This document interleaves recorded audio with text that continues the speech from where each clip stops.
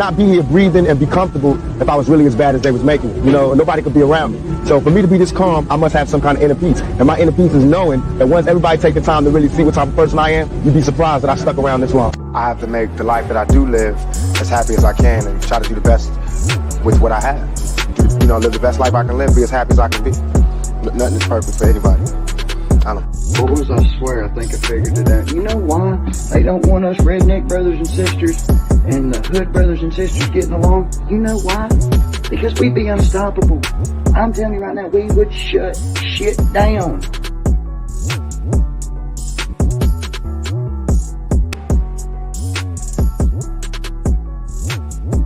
Yes, sir. Guess who's back? Blessings, blessings, blessings. Yes, and I'm not having a hat day. Y'all see I got my braids and I'm feeling good, okay? I hope you guys are having a great evening. And yes, we're here for a round two of an update of what's going on with the investigation on Andrew Holmes from the perspective of Jedidiah. So we're going to give you a little update because he had a video posted the 25th on his Facebook page highlighting a message to the Dolton trustees. So it was an update about some of the things he found out just by starting his investigation, as well as I wanted to share his thoughts on, basically how the Dolton residents, and I do believe they're stepping it up and doing what they have to do to a certain extent, but he feels like as far as things are going, don't put your hat down. Continue to move forward. So he has a message for you guys. And I'm going to hit you with a bonus because I had to go into my archives. Y'all know what I like to do. Y'all know I like to research law. So I got my Paster account. You know, I like to read cases. So I did pull up 2 cases that involve Tiffany Henyard. And there are about 16 cases on the docket. And I believe one Pacer involving her, all related to Dolton Township. Don't forget about Thornton. So Thornton Township and Dolton Township. But what we're going to do is focus on 2 of the cases that involve a worker, as well as what residents are going through. So we want to shed light on what residents are going through as well. So we're going to be hitting that later on this week. So without further ado, we're going to get started with the clip that we have from Jedidiah going in on with some of the things that he found in his investigation. Hold on one second. So this is entitled, hold on, let's pause it. This is entitled Dolton Trustee Andrew Holmes Report. This is a report. This is a live from Jedidiah. Okay. So we're going to listen to this and then, I'm going to add my 1-2 insight, but we're going to, he got some more juice, because people are talking. And I actually think that this it's easy to get. This information is pretty easy to get in Chicago because I think people have been wanting to talk about what was going on with him and how shady he is. So let's get to it. Jedidiah got the juice. Let's go. Greetings, family. How you doing? This is your boy Jedidiah, aka Black. And as you know, I am home here in Illinois. And I'm specifically here because I was asked to look into the matters that are surrounding Dolton, Mayor Tiffany Henyard loosely, and primarily Dolton trustee and activist Andrew Holmes, and allegations that have been hurled against him. I want to try to put this video in context, and I would like to be as thorough and as quick as possible. Please be patient with me as I try to get through this as fast as I possibly can. But I was basically called in by people who are of civilian capacity and official capacity to do what I do. And if you know what I do, then you know what I do and how I do it and what connects to the background. So you would understand. So basically, this is a complicated situation because Andrew Holmes shares a lot of reach that I share. It's really, really, really, really interesting because I've not too many times been asked to look into advocates officially. And so, anyway, let's get into it. And this is a video that I'm calling the Andrew Holmes Report. And this is our findings, okay? This is the findings of me and my team. And so it is basically going to be our opinion based on what we've gathered. And so I want you all to take that. Some things I am not going to say because we are turning it over to individuals of a more official capacity in hopes that they would further look into and review the information and do what they're tasked to do in their professional and official capacity. So now let's get into it. Wait. A couple more things. I think that the most important people to listen to this video are people who are residents of Dolton, who are going to be voting, Yes. and who is going to be representing them in the next election. That is a year from now. And who live in Dolton and may also want to reach out because of their own personal interests. Now, if you're not a resident of Dolton, you're being nosy. But I do tell you one thing for sure. This may be some good tea. We being nosy today. To give a little bit of your time. And we actually support Dolton, okay? We support the cause, okay?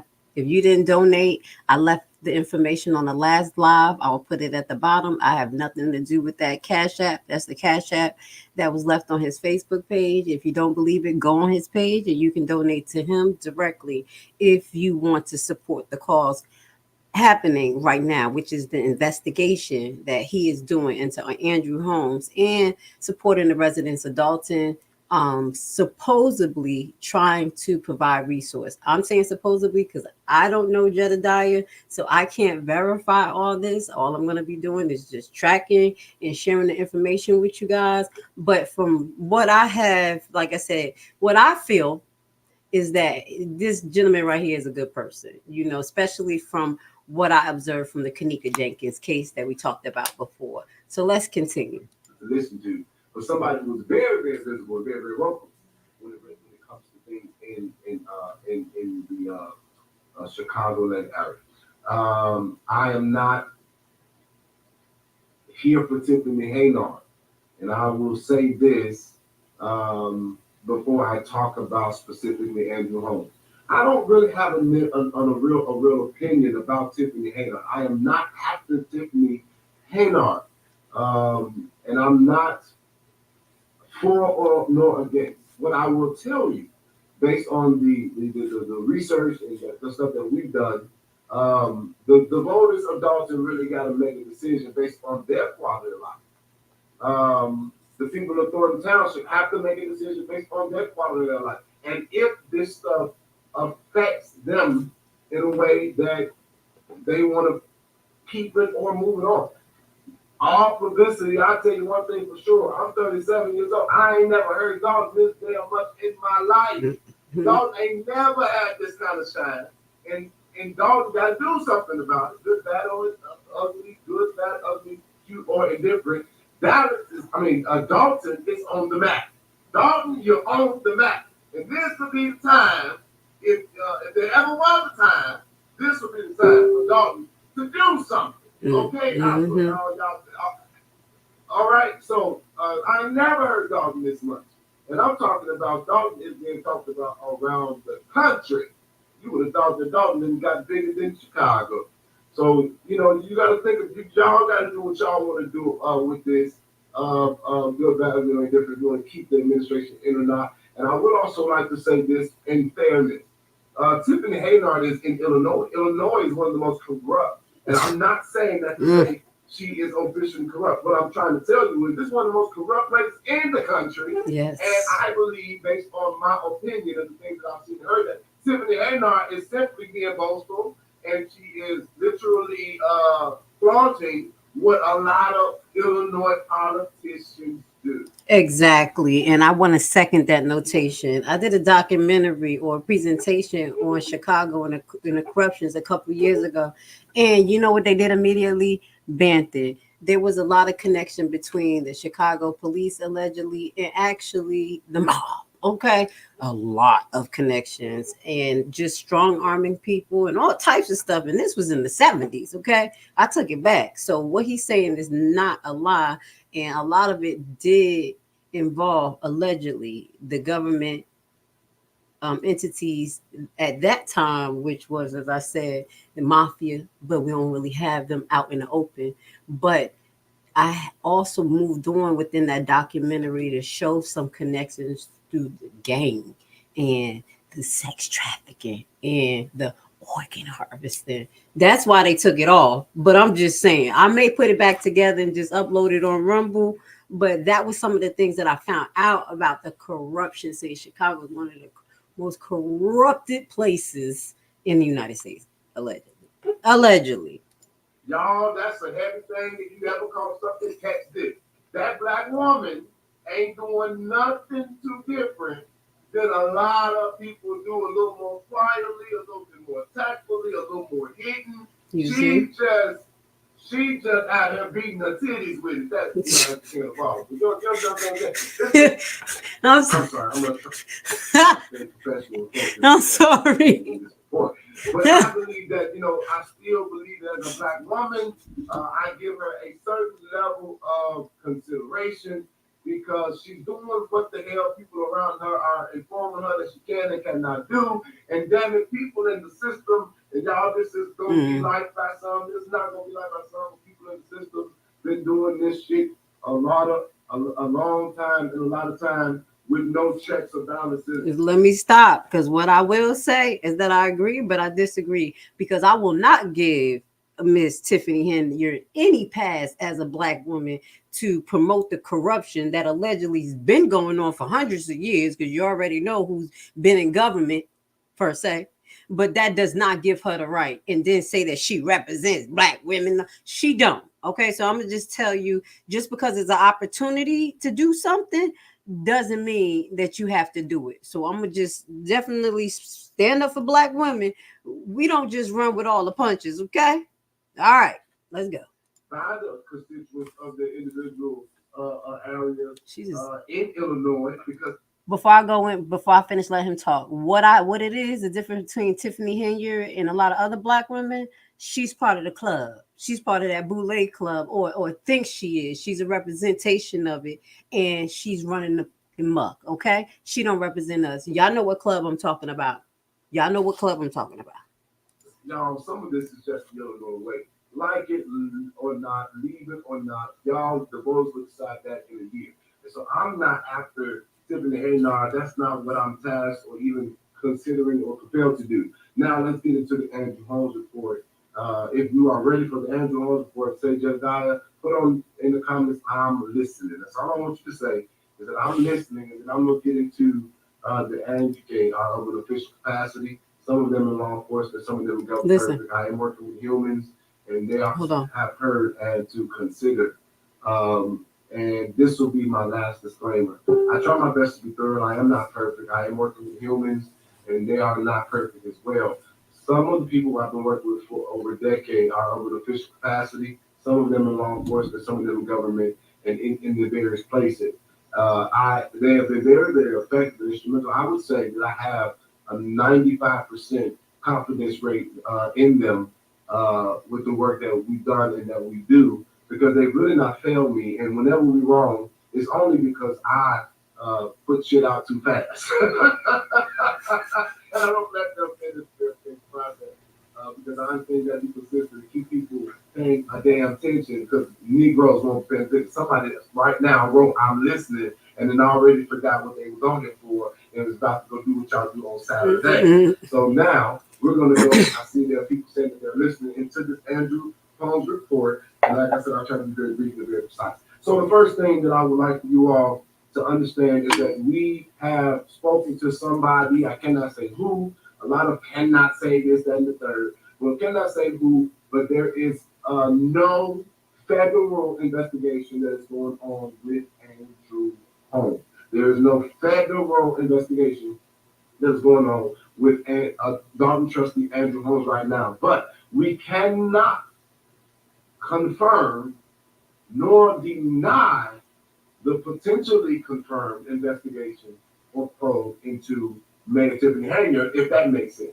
But officially, it is ruled out that there is no federal investigation of Andrew Holmes at this time. If there was at any point, at any point did you say anyone told her she didn't know? At this point, what we also are understanding is that if there is any charges that are going in extradition to another state like Nevada, then the U.S. Marshal may be involved in transporting, but there is no federal agency that's looking to him for a federal crime.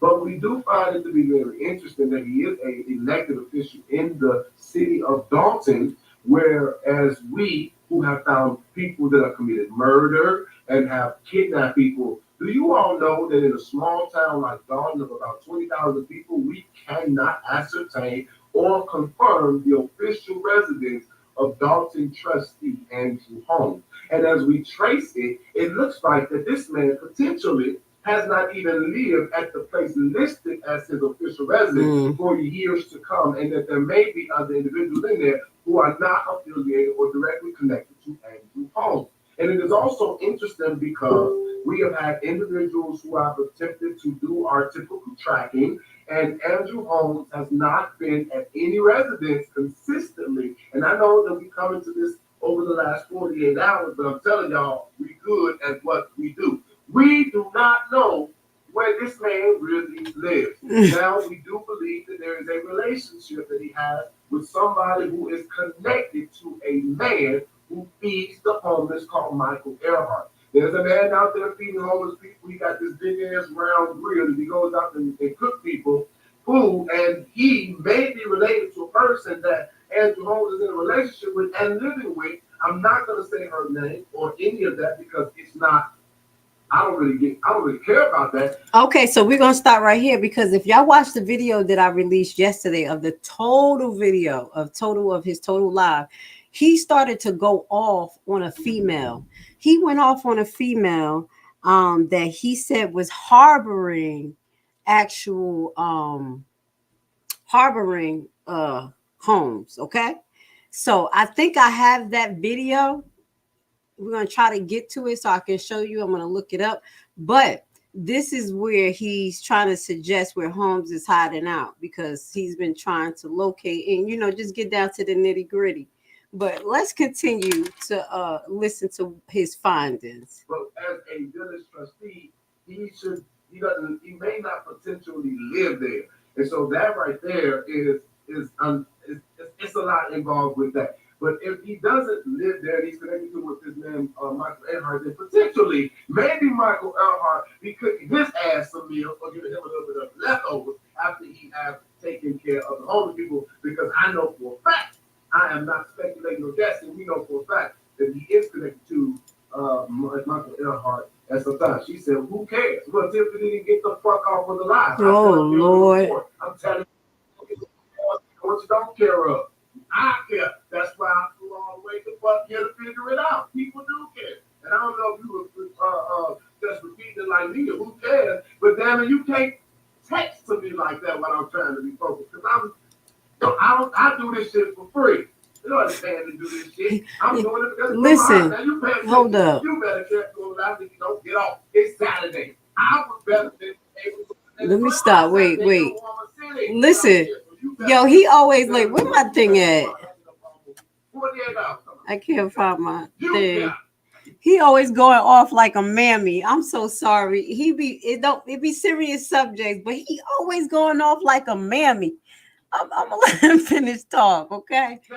We don't know where he is officially. That is a problem because you gotta live there to represent there, to vote there, to pay attention there. And to be a man of his stature and to lie that he lived there and he don't is wrong, unethical, should be criminal, means he's disqualified to run as a trustee in the village. All right. The next thing that we understand, I had the opportunity to go to Dolton myself, and I talked to several residents. And there's a climate and a culture of fear. People are in Dolton afraid to talk or say certain things because they're afraid of the police department. Does that make any damn sense to y'all? People are legitimately afraid of the police in the city, And ain't it only about 6 of them motherfuckers? Y'all can take them. No, and I will say this, Jedidiah, because we're going to show a little bit how the people feel when we go into that next later on this week. There is a fear, I would assume, by observation. One, because a lot of the Dolton residents talk about the gun violence that's not under control in that little town.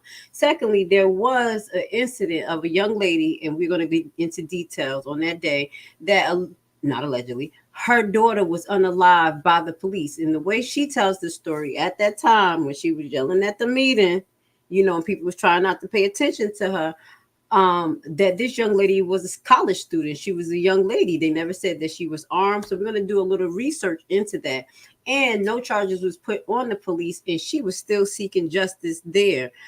So with that goes to say, you have the cops of Dolton, or the police of Dolton, literally bodyguarding the mayor, who is Nino Browning everybody, like literally doing whatever she wants to do, riding around like she's a celebrity and doing illegal stuff. So if the cops are allegedly protecting someone who's doing illegal stuff, what type of tone is that setting in the residents but fear that they're not protected? And to highlight what we observed at the actual 2 meetings ago. And that was something that I wanted to kind of like break down. And that's what we're going to break down on the next live, because someone had a like 4 or 5 hour video of everything that was happening. So I happened to catch that was happening outside and inside. You see what I'm saying? So there was a lot of turmoil going on in Dolton, and it's not only about the financial corruption. Some more things I believe is going to come out as far as the police department. It should, especially how they handle the actual allegations. Highlighting that officer was allegedly demoted, or his position was moved to a lower ranking position after, making this report.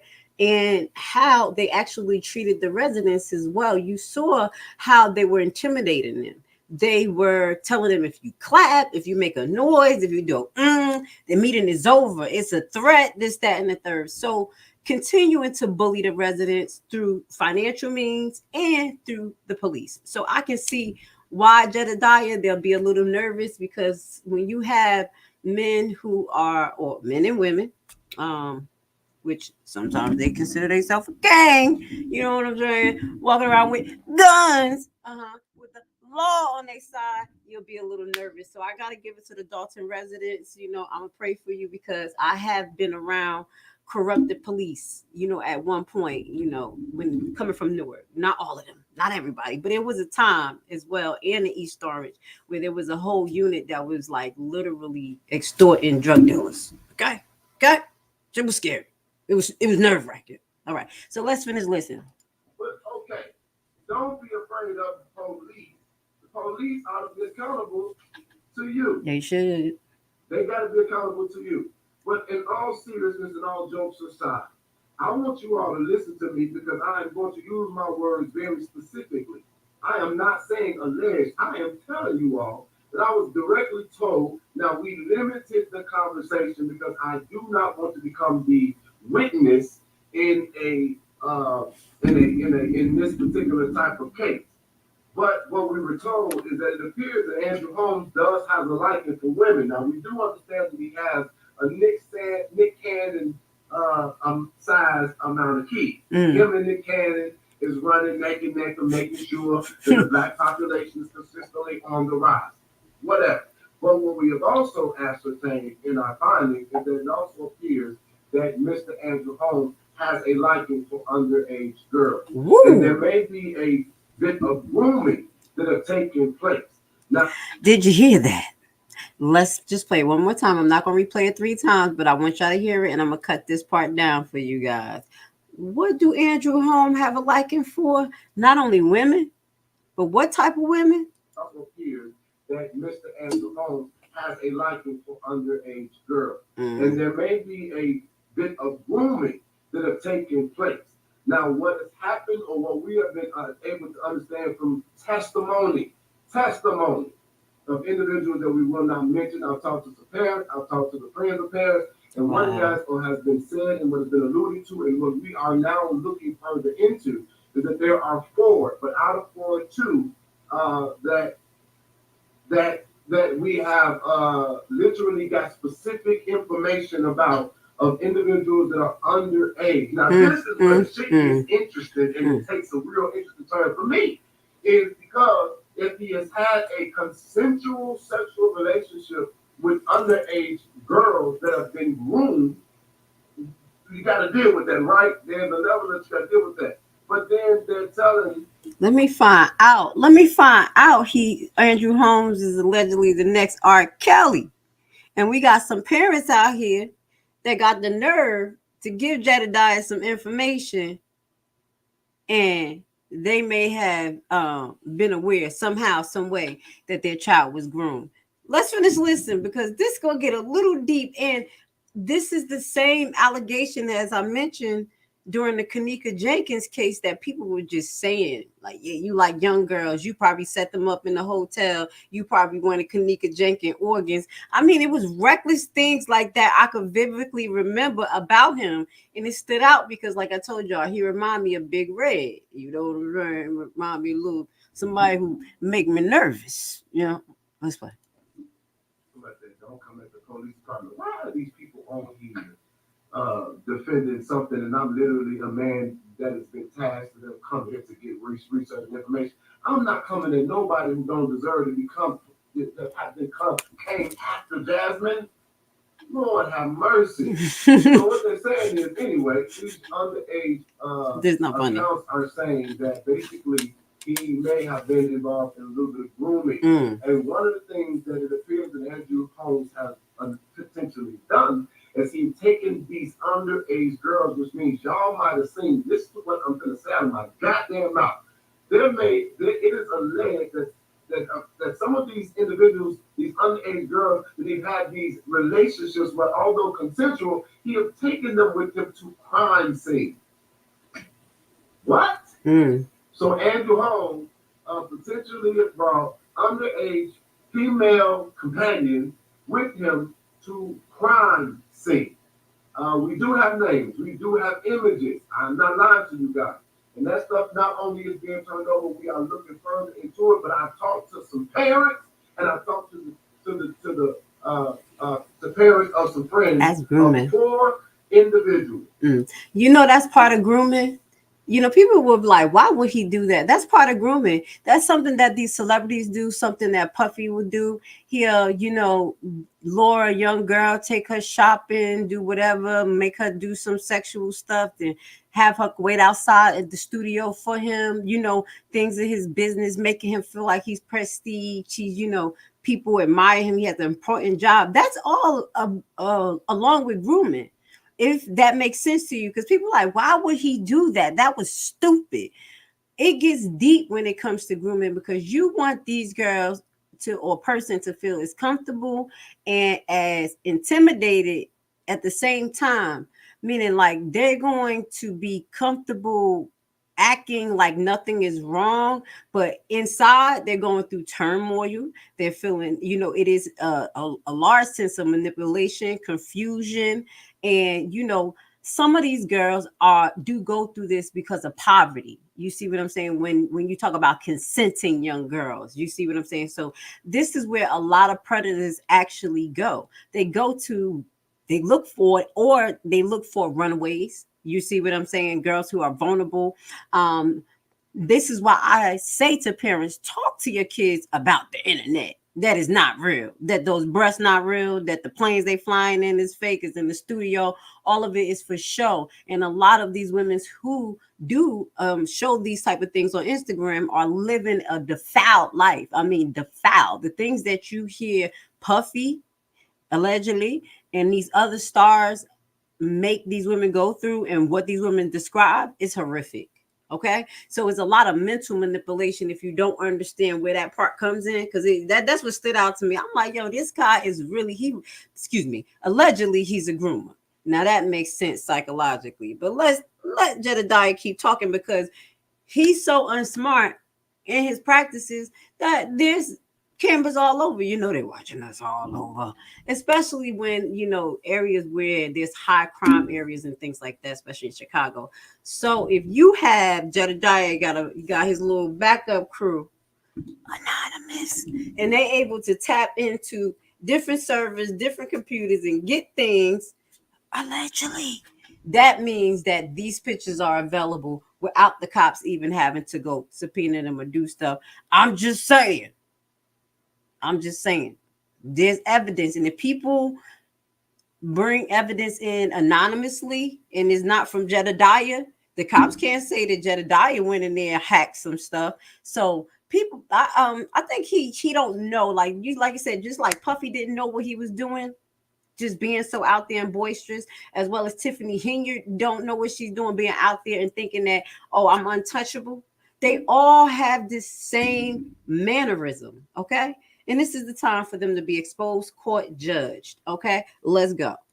And that is sick as an absolute hell. And I am Yes. not saying alleged because of a certain reason. So I would love for Andrew Holmes to sue me. I would love for Andrew Holmes to sue me for what I just said, because it will help me give the information that I am giving. Now, and that sounds like a little bit like Jaguar Wright, right? Yeah, everybody be like, oh, she crazy, da da da. But nobody sued her yet. I think she's waiting to get in court. Just like him. He like, let me go. Let me go. The next thing, if you are a person in Dolton that have any further information about this, you need to reach out to me immediately. Because even if it was consensual, if it wasn't of a legal age, that is a crime. Mm-hmm. You cannot have a person out here passing out flyers to rape victims and people that have done acts like this, and then they turn around and do it. It doesn't work. Now, the next thing that we have gotten or found and ascertained in this Andrew Holmes report that has been interesting to us is that it appears that Mr. Andrew Holmes is getting to the bag. He ain't just getting, and he ain't just out here fronting. He out here getting to the bag. And so what has been a long-standing problem with people in advocacy is y'all think we don't got no job. But I'm going to tell you one thing. Andrew Holmes might be the most Jamaican activist I know. Because on paperwork, if you do the research, this man got hella jobs. And the crazy part is that, damn it, these are full-time jobs. So I'm trying to figure out how the hell did we get a Jamaican activist in Chicago and didn't appreciate this man for how damn hard he working. 7 full-time jobs, and they 7, but damn near Jamaican number full-time jobs, and still got time to come out here and help y'all with y'all pain, y'all drama, and y'all issues and experiences. So it looks like he has a job with the CPA full time. Looks like he's getting paid from the board of the village of Dolton. It looks like he's getting paid from a foundation. Now, I'm going to pause right there in the foundation that he also works for full time. The Andrew Holmes Foundation. Oh, shit. Is he a junior or is he the 3rd or the 4th? Because you mean to tell me that I could have been out here working in my own name, and honoring my own name? Shit. I'm going to start the Jedidiah Brown Foundation, and they better pay me. Now, I got 2 things to add to the conversation with that, my community. One, hopefully he's paying taxes on all of these incomes. You know, it's pretty simple to get somebody audited by the IRS, especially if they have business entities. That information is public information. Hint, hint, hint, YouTube, America, jump on it. As you know, the streets do talk. All you got to do is call the IRS and say, hey, a name won't hurt. Now, the second thing is what he's doing that is possibly illegal with his own foundation is depending on what role he is. It's not good for you to be a CEO, the director, the worker, and the coordinator. That just doesn't work as far as separations of power and truly getting the things done. That the IRS knows that's BS, okay? And with that goes to say you have to pay taxes on all of those incomes, as well as if it's any money that came from the government or private or public sector, and there was a particular way you're supposed to spend that money, that's what's going to get that particular organization looked at. So I'm kind of giving y'all a hint because y'all know I know business too. Okay, yep, I like to read. So with that goes to say, if I'm a business entity that's, whatever, profit, or a nonprofit and I receive government funds, and those government funds is to complete a certain job and do certain things, and I pay, those entities under that program, then that is legal. But if I don't, and I'm paying myself this, paying myself that, and that, that's illegal. Does that make sense, people? All right. I just wanted to share that with y'all. Okay. All you got to do is make a phone call. IRS. So it looks like he works for the Andrew Holmes Foundation. I don't know what the fuck they do, but that is, he also worked for Chicago Survivor. That's a lot of money. Chicago Survivor, and full time. So one of the issues with the Andrew Holmes Foundation that we found to be quite interesting is that he is not only in charge of everything, but he's also the accountability. Like, hell, you got a whole organization where you are the leadership of the day-to-day and the leadership of the board. Who could check what's going on? So, I mean, I guess that happens. That's the ghetto shit we do now. I ain't going out now. I thought about giving somebody kid and give me a little few extra $1,000 over this last year, but I didn't do it. Please don't, Jay Morris, the black people, because that's exactly what Jay Morris did. Okay, what they explain it is what Jay Morris did, and took all of the money from the black community who donated to him. And this is how these activists end up laundering. Well, I'm not going to say laundering, because laundering deal with criminal aspects, but end up extracting money from the community or government resources and literally doing nothing with them. Nothing but just spending it frivolously. But I know people do it, so we ain't gonna be out here pointing fingers at niggas who out here trying to survive. That ain't what we gonna do. But I will say this, based on the information and I found this, if it is in fact the actual truth, if he's getting money into an organization that doesn't have true accountability, the problem becomes that it's money that's coming for accountability that or for advocacy that affects your life. That's where our issue would come in. So it looks like the Andrew Holmes Foundation may have gotten grant money or gotten grant money through a firefighters association of some sort. I am not indicating or saying that they have done anything corrupt per se. But this fire company might have gotten hundreds of thousands of dollars that then, as a fiscal agent, and give to the Andrew Holmes Foundation, etc. There's a few traces of things like this, and that money then, I guess, you file for payroll or whatever projects they do. I cannot confirm nor deny the day-to-day work of the Andrew Holmes Foundation because I was not aware of them for this weekend, nor do I really give a damn. But I do know for a fact he's working on them jobs. He's the only person that's really this outside of his grandchild, if I'm not mistaken. In a real sense, not they knocking on the door.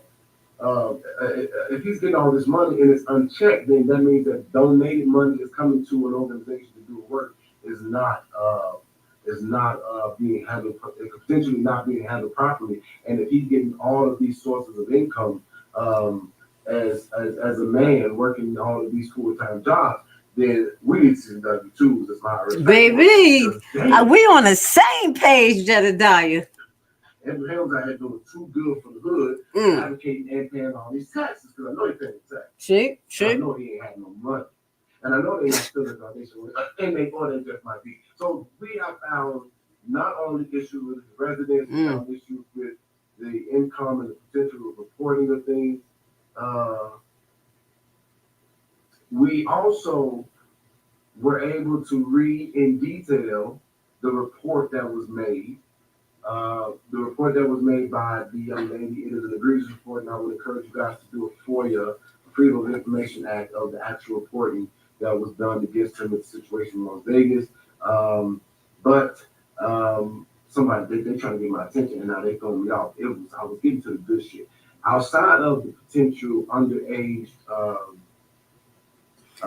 sleeping with underage women, potentially stealing money or misusing money as an advocate, we have also spoke to several people who we have advocated for, and I will emphatically and in fact tell you that I have a somewhat confirmation that Andrew Holmes don't do shit. Okay? He don't do shit. And so what these people who have spoken to us in testimony are saying is that Andrew Holmes have come to crime scene. He will do the newscast, and he will stand next to them while they're crying. He ain't doing a damn thing. And I'm gonna pause right there because y'all probably don't like what I'm going to say because I know the person I'm about to say, but it just popped. It got a lot of fans, but it just popped in my head. I said like a Tamika Mallory that they were trying to say, and a whole lot of other activists that's just going to stand by these black women when they lose their sons and then just disappear on them. Allegedly Tamika Mallory. But let's move forward. We have a lot. And they work their way through activism and then turn into the boule. Like they're so good, they so rich, they so cute. Listen, the way you come in, I want to see the same way you go out. The same way Yahshua went in is the same way he went out in them rags. Okay, that is a true leader. That's all I'm saying. Let's move forward. As of late, before he disappeared after the sexual assault allegations was on the way. Now wait, I'm not saying that we not like activists, people not supposed to get money. Let me just clarify that. You are, but to become boastful, spend that money on materialistic things and not put it into the community. That's what I'm talking about. Yes, money is supposed to go through activists' hand to redistribute it to the community. It's supposed to be like a Robin Hood type of thing. You see what I'm saying? But no, they're robbing the hood and putting it in their pocket. How about that? He has not done anything, and there are people who are upset because they confided or trusted in his advocacy, and he did not do anything for them. He didn't even get them connected to resources. Bogus as hell, bullshit. So maybe after or not working for Chicago Survival, which I'm not pretty sure he works for them now or not, he ain't that shit awful. He can just come and be seen with you, and then he gotta go. But outside of all of that, you all, it looks like he is a model citizen. See? And we have other things that I cannot speak to right now because I'm going to try to be like them. We are the pending investigation, and we're still looking at the things, and we have turned over information to who we consider to be the proper authorities for some of these things that we are finding out. But I have decided within our own official court that we have ruled Andrew Holmes to be a complete scumbag who's gotten away with this far too long. What we don't understand, what I don't understand is how this man could be with all these police agencies, with all of this, with all these elected official agencies and capacities, all of these places. How could he have been this close? And you telling me that in one fucking weekend we could come in and find individuals that he might have been fucking on that was underage, money being mishandled and being gotten wrong or misappropriated, and him not even living where the fuck he lives, and most other things that I cannot say on this live. And God, I ain't got the exact verse because it's a lot more, but I felt like we need to just get that over to other individuals to look further into. So you're telling me that none of this stuff was identifiable by anybody while this man continued to get awards and get access, and y'all out there kicking our ass for a rumor and this shit on paper? Thank you. Exactly what we explained. The boule playing that part to, keep the people calm while they are doing crimes under the table or right in front of their allies and getting away with it and trying to throw their own people under the water, under the bridge. That's what I see here. That's exactly what I see here, because there's no way that this man is so close to these officers and then they don't know. I even showed you yesterday him being actually featured on the YouTube page of the FBI. Okay, I put the video in the description of yesterday's video. Just check it out, Rumble. I got it under the Rumble video. It's on YouTube. Just check out the FBI page. Put his name in there, Dolton. It will come up. Oh, I think it says Chicago, matter of fact. Okay, so that says a lot. That says a lot. And Jedidiah, you asking why people afraid of the popo or don't trust the popo when they go into court being railroaded, charges being put on them that they can't even afford to fight. They trying to call for help against the injustice that's going on right in front of them with their mayor, and then they getting bullied. Shoot, baby, that's why the people they supposed to be accountable. They are supposed to be accountable, but are they being accountable? So you heard him? Jedidiah said, "Hell no." Anybody, while this man continues to get awards and get access, and y'all out there kicking our ass for a rumor and this shit on paper. So I will be seeing this thing all the way through. I do have a personal issue with Ed Holmes after that biggest thing. So this is not personal. I told you he had a personal issue with him after that Kanika Jenkins case. He didn't like the way that Andrew Holmes lied, you know, and he saw Andrew Holmes for who he was. It started then. Told you saw his face. That you should go rewind it to yesterday.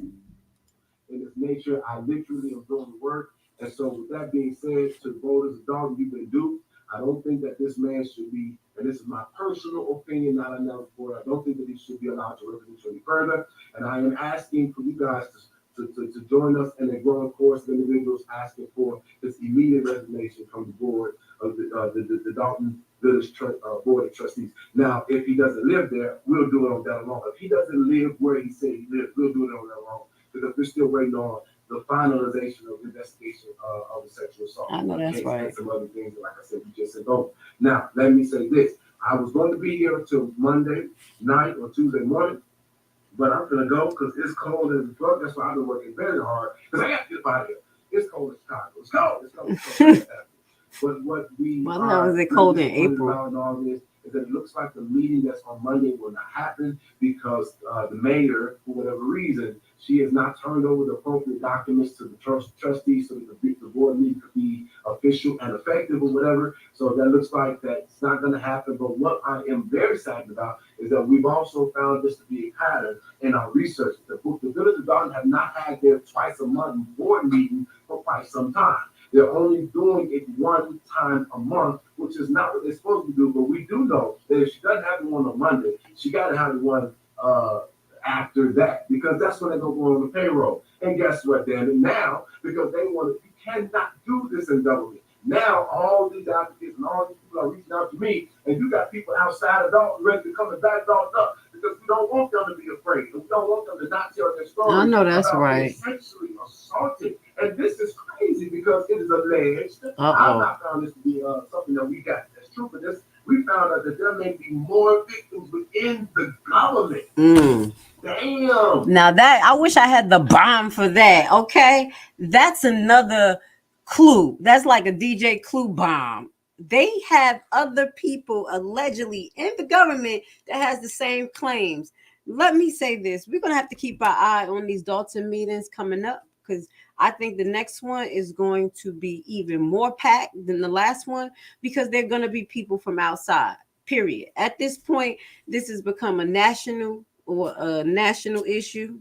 You say, and there's other people that is supporting Dolton financially, spiritually, and emotionally. So Dolton police, I just think you better make sure that you got everything set up what you need. You better have enough room. You better have a speaker for outside so they could hear the meeting or something. You better mitigate, because it looks like you're going to have a lot of people at that meeting and they're not going to take no for an answer, because what he just said, they're going to give the Dolton people their support that they need. This is their town. This is where they live. Imagine if where you live was in shambles like this. You don't know if the water department is just going to shut down everybody's water because they're not getting paid the subsidies or whatever they need or whatever to satisfy the contract with your town. But you're doing your thing, but that particular water company, which is usually private, because the government don't own the water companies. Okay, do you see what I'm saying? It puts you in danger. Okay, so just put yourself in their shoes. Somebody literally referred to, and this is alleged, somebody referred to the mayor as a madam. Oh. A madam. So, and they gave us a contingency of reasons why they were saying that. And so, y'all, I'm done. To do our best to do the work. Do y'all know what a madam is? Anybody? I know we all adults see it. Seriously? Sound a little bit like Puffy, or allegedly, who they said that was helping out? R. Kelly, his wife. She was allegedly deemed like a madam, lowering girls, or a Ghislaine Maxwell. That's the best example to give of who is a madam if you don't know. Baby, if they are comparing you to a madam, you have a problem. Superman. Right. That's out of control. I never heard anything like that a day in my life. But guess what? This is America, and over the last 4 to 8 years, it's been out of pocket. So I expect anything at this point. But we're going to anybody in Dalton that want to talk to me before I leave, you can do that. I have federal, local, I got all kinds of friends because I've been getting on people's nerves for a long time. I piss people off. I guess that's my what's your job? To be known, getting people being Straight sound like a mammy. I think I do a damn good job at it. Because when I put I'm so dumb. I said, you good? They said, I'm good, sir. I have no problem. Okay, then. You know what? I have to respect Jedidiah because he get his point across, and you know what I'm saying. And you know how they try to say like black men is intimidating, and he is amazing. His whole, even when he's portraying some of this hard information to us, you know, when I laugh, it's not because of the information. It's literally because he sounds like a mammy and he's entertaining. So I think he's the best person for this situation to seek the information and kind of discern it to us, you know, in a manner that we kind of could take it in. Because, you know, a lot of people need to be entertained in the process. So this is perfect, Jedidiah. Let's go. Don't gotta be scared of nobody. All right? I'm Jedidiah Brown. This is the Andrew Holmes report. And I do understand why, like, again, it may not sound like that, but I'm not specifically against hangout because it's not what I've been tasked to do or what I'm looking to do as of yet. But that may change very, very, very soon. But this is the issue. Damn, Tiffany, you got the golden ticket and you're fucking up. You cannot wield government as a personal wheelhouse. It has to be for the people. And so, what y'all bet not do no more. Y'all bet not do no damn more. It's called them damn building. It was old senior citizens out there at 4 o'clock. They need their services, Super Mayor. We lost the feed. I don't know how it got messed up like that, but I'm going to end the feed with saying it's really simple.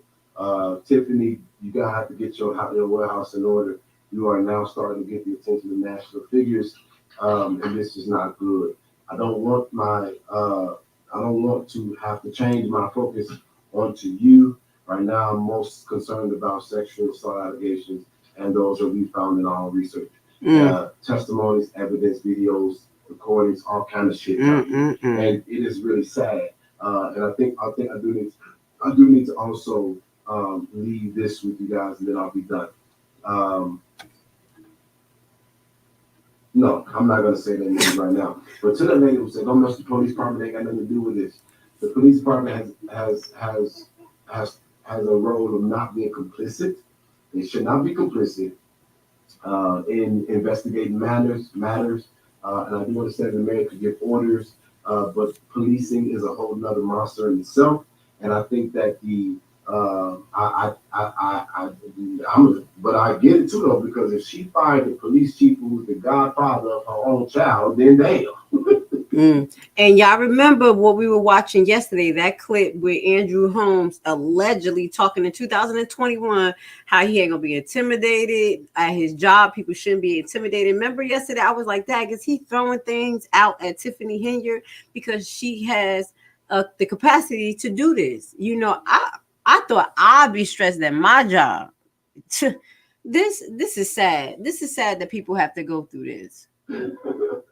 But Tiffany, I wish all the best, man. Godspeed. I pray to God that I don't have to see in my lifetime the black woman go down for having a seat of power and mishandling it. You really did hurt my heart when you got on your live and you talked about you were okay. You didn't speak to the welfare of the only trustee who voted for you. And you didn't speak to the concern that people have of these allegations of what you did. I get it. There's an investigation. You can't say too much. But what you could do is what I said in the other video. You can agree to be cooperative for fair, thoughtful, and thorough investigation on the behalf of another black woman. Let me stop right there because Jedidiah is giving her too much benefit of the doubt. She done showed over and over who she is. And I'm just going to tell you, I don't have that much hope in Tiffany Henyard.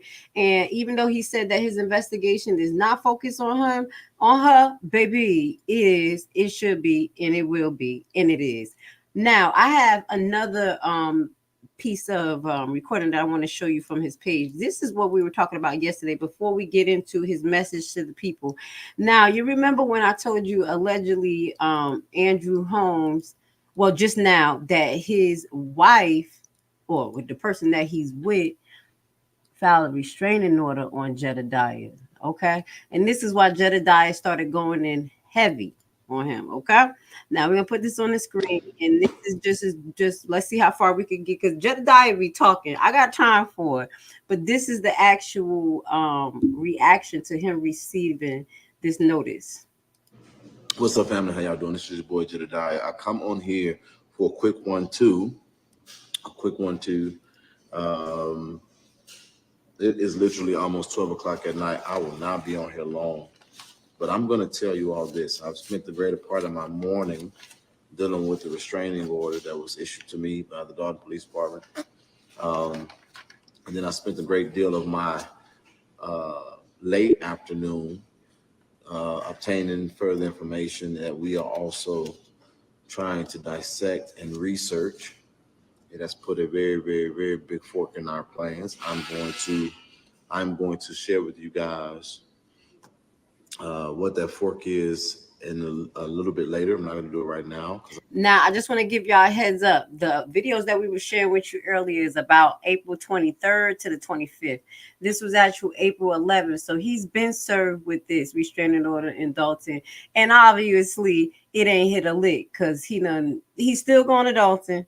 He's still planning to do part of the protest that we're going to be talking about, and he's investigating. But I did want to backtrack so y'all can see what he was talking about because I think he's going to go in on this particular woman that is housing Mr. Holmes. I want to make sure that I'm very detailed in the things that I'm saying. As you all know, Mayor Tiffany Henyard has not adhered or adhered to the demands that were asked about her. And it was my commitment that if she didn't, that we would then be releasing the file on her boyfriend, Kamal Woods.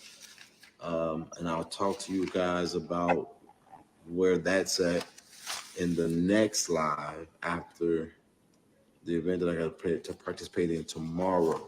But before I do that, I want to come on here and do a quick 1-2. I want to share with you guys my day.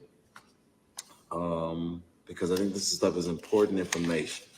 Number one, you can be served. I learned this today. I did not know this. You can actually be served, and it's called a shorthand. You can be served by a local municipality, a order of protection. It doesn't have to be a sheriff. That was actually new news to me because I didn't know that. Even with my background, I didn't know that. It was very odd to me to have the Dolton police come and serve me an order of protection. But this is the thing. This is what's interesting about this. In order to be served a shorthand order of protection by the police of a municipality, in the course of them interacting with you for, I guess, an investigation or a stop, if they look in the system and see that there is an order of protection that has not been served, then they have the ability to then go and serve that order of protection. I don't know at this particular moment if I had the right to walk away and not accept the order of protection. Please hear me, because this video is specifically for the purposes of giving you guys knowledge of the day, but hopefully to educate you so that you all will know. I just dealt with a new scenario. So now I have a new knowledge, and I spent my morning learning about what this is. And so anyway, so I still got some questions. I still got some schooling to do. Hold on. I still got some schooling to do and some education to get concerning it. But once again, you can be served an order of protection by a police officer, a municipal police officer. It does not have to come to you out of the hands of a sheriff. However, my understanding of this as of right now, not saying that it is full in its totality. They have to have engaged you in a stop, an investigation. You are in some level of detention. Then you can be served when they look in their leads or their computer system and see that you have an unserved order of protection. It's called shorthand. Shorthand. But what I don't know is if they can just pop up on you and give you an order of protection if you're not detained or if you're not in an investigation, etc. So we're looking into that now because I did not ask if I was detained. I just engaged and I accepted the document, so that will be me. But if I find out that you don't have to take an order of protection from a cop who was not stopping or investigating or detaining you, then I need you guys. I said it last night. I'm a former police officer. Okay, Kim. So tell us this, Kim. Are you a cop in Illinois? You can. Because what I need to know and what we're researching is if the cops actually had the right to stop me, to serve me that document. I was not, everybody saying I told you that. Y'all better understand I'm getting literally hundreds, if not thousands of messages a day. There are literal lives and videos and stuff. Okay, so I just want to add to this conversation because to what I know, when it comes to serving somebody a document, okay, so the first initial service should go through the sheriff office. That's with most legal documents when serving criminal, real estate notice, things like that. But the sheriff will not be the only person that's totally responsible for presenting that notice to you. That is the initial, which means that whatever is the address, maybe in that particular situation, as far as real estate, the sheriff will put that notice on the door. As far as criminal, someone will have to sign for that particular notice. But at the end of the day, if the person in the home receives that and says that you live there, that can be considered notice. Now, if a cop come up to you after the sheriff couldn't find you and or have interaction and know that it's you because they know you, I assume they can serve you short notice because you have to figure that out some way, somehow. And the sheriff is not going to come to you and look for you every single day unless he's a bounty hunter and you have a bounty over your head. That's different. So even if you didn't physically take the paperwork and you're like, no, I'm not taking that. I don't have that person don't have a restraining order on me. When a cop said it and the paper's there and you don't want to take it, it doesn't mean you don't know. So if you violate any form of that and the notice been given to you verbally and you just try to refuse it, then that means that you were served. And I'm just going to say generally, because I haven't researched Illinois law, but just based on common sense and having continuity in law and servicing, that makes sense. Okay, because the sheriff is not going to look for you every single day just to give you that notice. He's going to do it once, but after that, it's the po job when it's in the system to make sure it gets to you. That I could not possibly go back and read all those comments. And so thank you guys. If you've been telling me information, just tell me again. Stop screaming at me, Nova. I'm just playing. So basically, Jedidiah, your goal is to work around that. Now, who got a restraining order against you? Is it the city of Dolton? You can't come into the city. That's ridiculous. Is it the particular mayor's office? You can't go to the mayor's office. But what that goes to say, this is when you have to pull the body of people around you to make those FOIA requests, to call, to do those things. So, and have different groups that's going to be able to push different things for you. If that is the point where you have a El Stapo, because you still, as you saw, he went to Las Vegas, like, bump that, we going up there. Okay. So that is my advice to Jedidiah in regards to that. You've been served. It's okay. They crooked Joe just got a little point on you. It's okay. You throw a little monkey wrench, but you'll find a way around it. Just tell me again because I might have missed it. But that's the question that I just asked. I don't know if you guys are answering that question. Can a citizen be stopped by a police officer just to serve them. Yes. Oh, okay. I'm sorry. No. Just to serve them an order of protection. If not, then that's very interesting to have all those cops roll up specifically to give you an order of protection and not be stopped for some kind of a call. They was just trying to intimidate you. That's why they did it like that, though. Okay.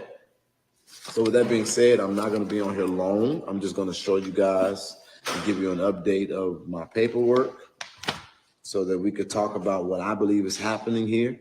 And then we're going to go and get us some sleep, and we're going to live to fight another day. Okay.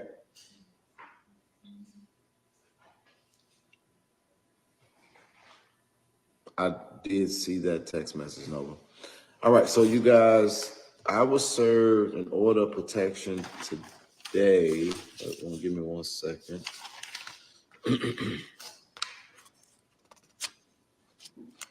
So all of this stuff you all don't need to necessarily see. But I want to give you guys some understanding of the kinds of things that That's a lot of pages.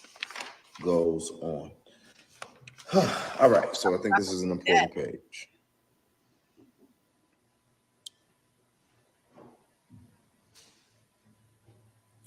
This page right here says that the petitioner, as we know, is Michelle Staples. Okay. And Michelle Staples wrote in this particular part of this restraining order on April 24th at 7 p.m. The first incident was over the internet. And she says, I don't know the respondent. So she's talking about, I think, his comments that he's making, and this is related to Andrew Holmes, okay? He went on his social media and made a 35-minute video all about me, including remark about me possibly performing sexual acts at my place of employment. I'll read it again because I was reading like I was hen yard. I don't know the respondent. He went on his social media and made a 35-minute video all about me, including remark about me possibly performing sexual acts at my place of employment. Second incident. The next one was at April 24th, 2024. I mean, April 4th. Wait, what April, is that 4th? Okay, yeah, April 3rd and April 4th at 9 a.m. on the internet again, went to his social media and posted, there will be more reference. There will be more reference me. Wait, went to his social media. Oh my God, I'm really reading this like I'm Tiffany and like I ain't read it already. I'm sorry. Went to his social media and posted, there will be more reference me. Oh no, that's how she wrote it. I know I wasn't tripping. I'm sorry. Okay. And then it says an additional incident was on April 8th, 2024. And it says, wait a minute. Hold on, guys. My thing messed up. Hold on. Wait. I think it's because, give me 1 second, y'all. It's because I was playing around with something in the background. I shouldn't have did that. Hold on. Let me see. That I have with this restraint. Me. Oh, pork. Let's do it again. Okay, yeah, April 3rd and April 4th at 9 a.m. on the internet again, went to his social media and posted, there will be more reference. There will be more reference me. Wait, went to his social media. Oh my God, I'm really reading this like I'm Tiffany and like I ain't read it already. I'm sorry. Went to his social media and posted, there will be more reference me. Oh no, that's how she wrote it. I'm done. I know I wasn't tripping. Okay.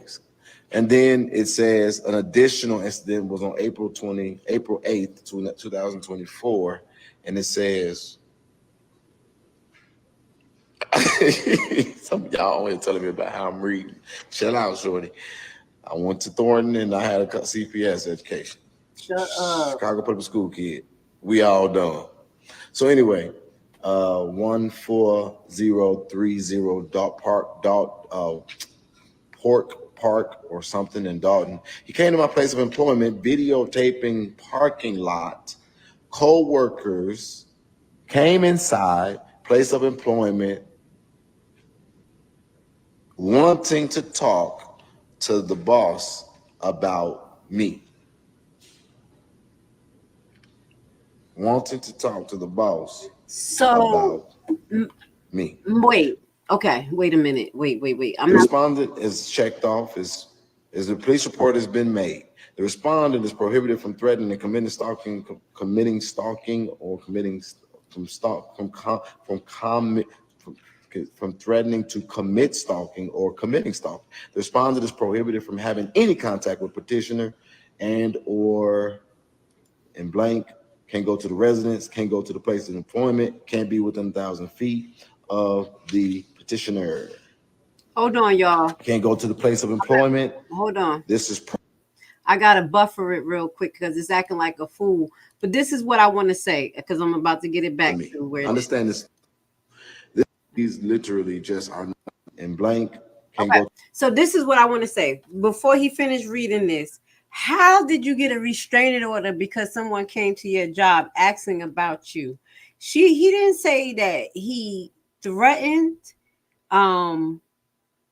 If someone makes a statement about you online, that doesn't mean you can get a restraining order on the person. A lot of people get statements put on them online. Does that make sense? How did this actually go through a judge and he granted? Because I'm trying to listen. That's why I want to read this. What was the actual offense or criminal offense that he did to make the judge granted? I'm really trying to listen. So let's just play this because what I'm hearing, it doesn't make sense. He's acting like it's a reporter. That's what it sounds like. To the residence, can't go to the place of employment, can't be within 1,000 feet of the petitioner. Can't go to the place of employment. This is pro se, which means that she did not do this with the advice of a lawyer. Pro se was amazing to see because I would not believe that a lawyer wrote that up. But when it comes to this situation, I don't know what to believe because these literally just are not the brightest bulbs. Wait. But let's talk about this a little. All right. Well, I want to see this paper and see that the judge sign off on this because for it to be delivered and become some type of restraining order, the judge had to sign off on this. What judge in their right mind would sign off on that? And it's not even grammatically correct, or it's not even stating any charge of crime. What the hell? What the hell is going on in Dolton? You see why the people don't trust the police? This shit is weird. Let's finish listening. That's my opinion to Jedidiah. If you ever watched this, please make sure that the judge's signature is signed off on this. Get your lawyer to review and actually see if it's processed in the courts, okay? I'm saying this because I had an incident where the cops were being pretty crooked. You know, back in the day, I was in the hood and my kid's father was doing things that he wasn't supposed to. Make a long story short, they had my car, okay? He ran, they left my car. He left my car. So I'm telling the police, that's my car, this, that, and the third. The police like, no, you got to give him up or you ain't getting your car back. I'm like, I can't get this guy up. I don't know where he at. I just need my car. Make a long story short, I'm telling you this because over 3 to 4 days, me talking to the officers, telling them I don't know where this guy is at. I need my car. It was never in the system.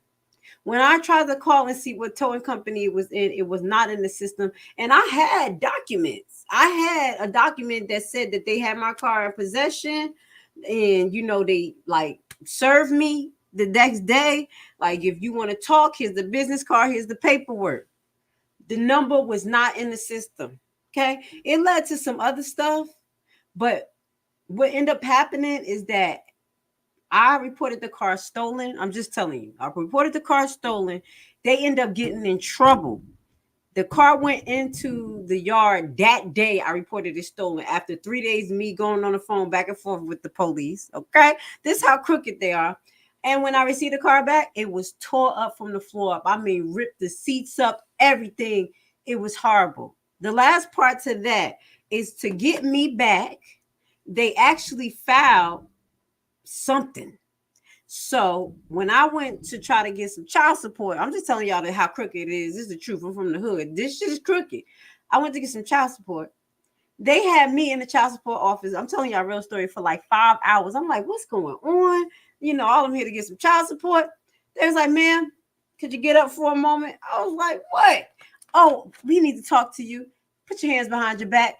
They arrest me, took me upstairs, processed me. This was a year and a half after that situation had happened. You know, I don't deal with my kid's father. Okay. They said basically it was I was in the system for a warrant because I was under investigation related to this drug case. Okay. I said, let me see these papers. I started reading the papers. I could see a 50-page paper of, you know, the investigation that they had with this particular individual that I was connected to. But the docket numbers wasn't matching the court docket number that I was there for. And it seemed like they just attached this big ass paperwork just to make it seem like the warrant was valid. And when the prosecutors that day read it, and then they saw like, oh, she works, she go to school, she don't have nothing to do with it, they let me go. Yes. So I'm telling you this, Jedidiah and everybody, it may look like a paper, may smell like a paper, and it may even be in the system halfway like a paper. But when you do the real research, it's just fugazi because they want to tie you up. They're upset with you and they want to intimidate you. So that's how that ended up working with me. But I think they assumed that I would have been in police custody before a year and a half later. But because I wasn't a criminal and I was just connected to a criminal, allegedly, I ended up getting caught up a year and a half later. So that's why I say to Jedidiah, make sure that this is a real paper that is really processed on the docket number that matches everything and that it has a real seal and a judge's signature, because that right there, that sounds like some BS. The cops will allegedly serve you with something like this just to intimidate you. Yep. Especially if they crooked. Especially if they like, you ever saw that movie Copland? Go watch Copland. My uncle, who was a ICE agent, he loved these cop movies. And I started watching these cop movies he watched, you know, in honor of his death. I said, this is some crooked shit. You like a lot of these crooked movies. So watch Copland and how crooked Copland is. And you'll be surprised. Okay? Let's go. A little bit, and then I'm going to get off the line so we can go to bed. The first thing is, I've never in my life known anybody to be barred from a police station by way of an order of protection. However, it is her job. I get that. But this is the problem that I have with this incident. Station. As I've already, oh man, hold on.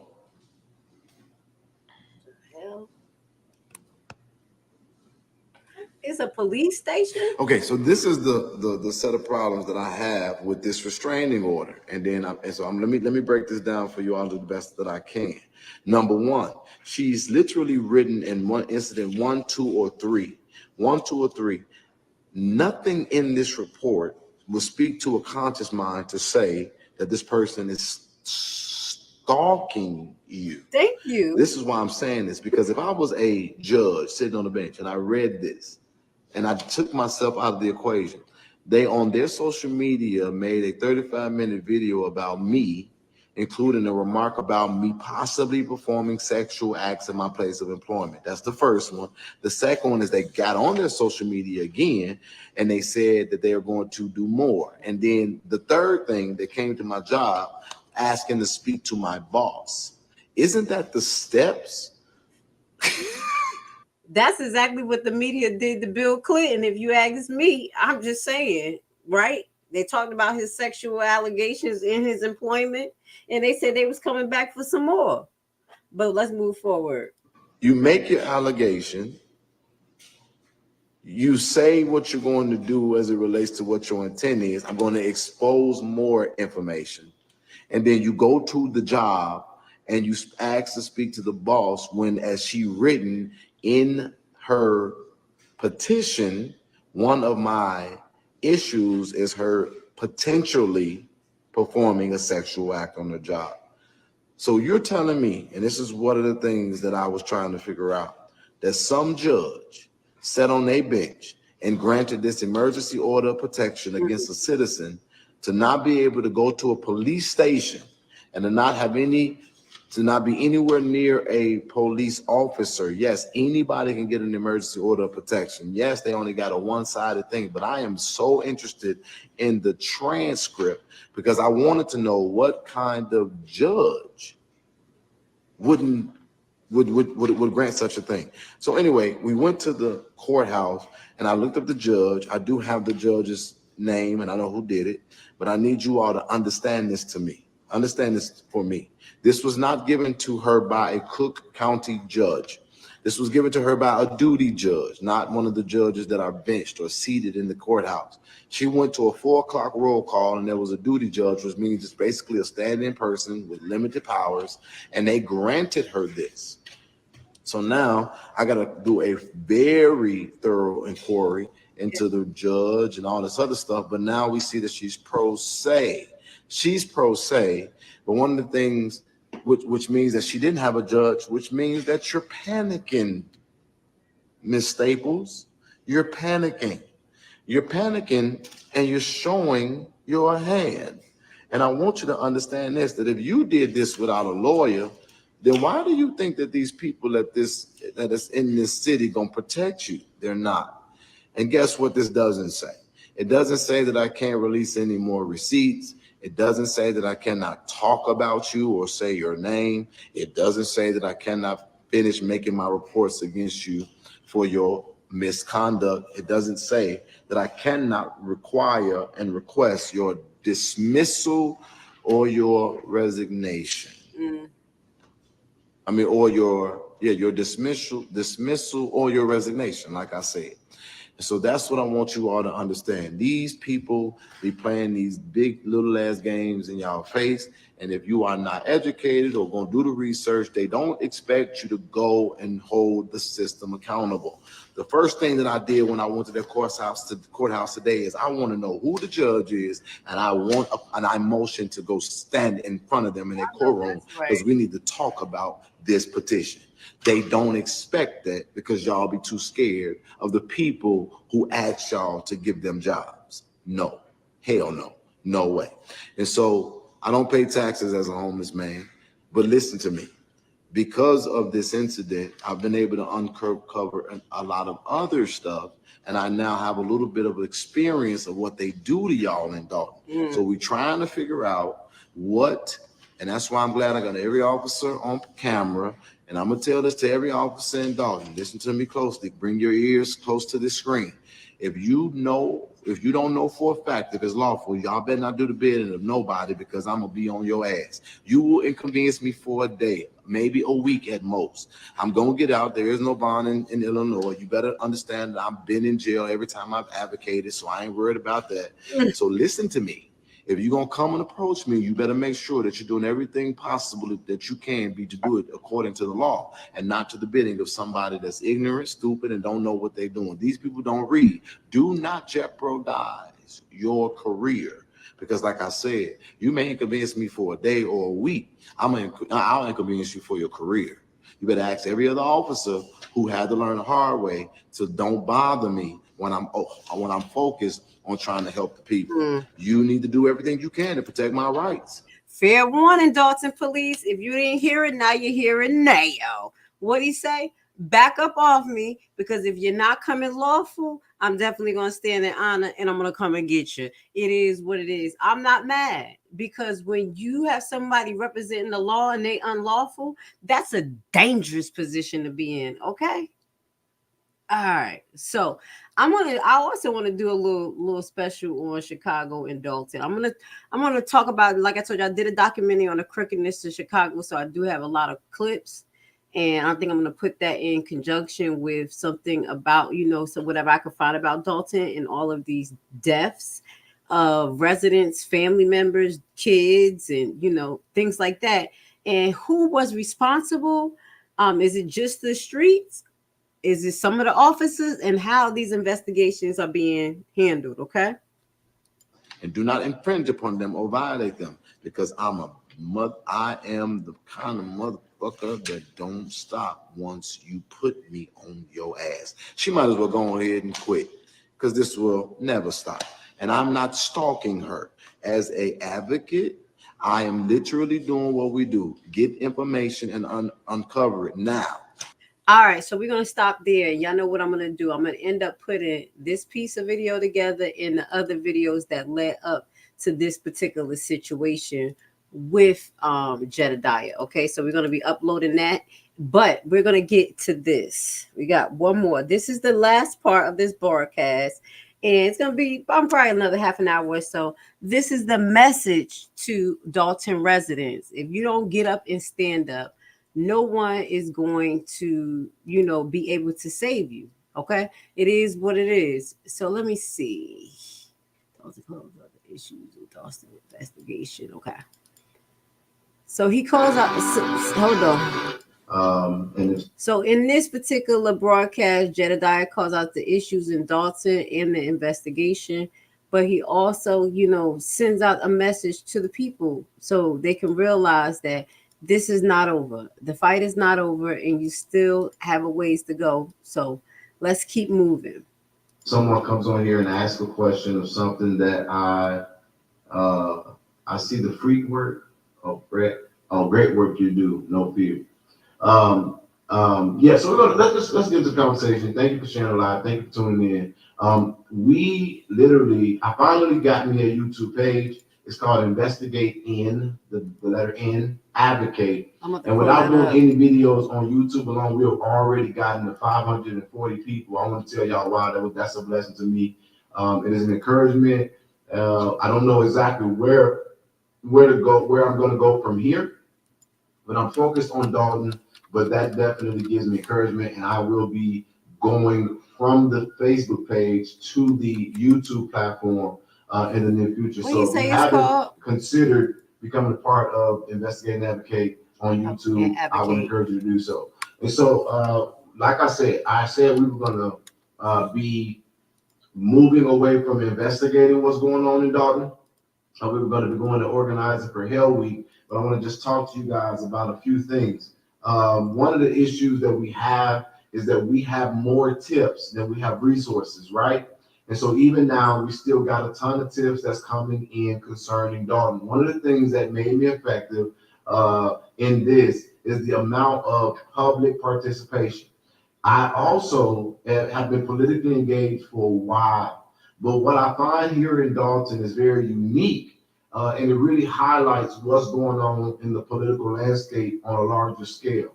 People don't care about politics. They don't pay attention to politics. But now let me put this, I think, in a frame for you. Dolton is a place of 20,000 residents. 20 to 23 at best, 1,000 residents. People's median income is about $50,000. And what I just now noticed, he had a little monkey behind him. I said, "What the hell is that?" All right, let's finish listening.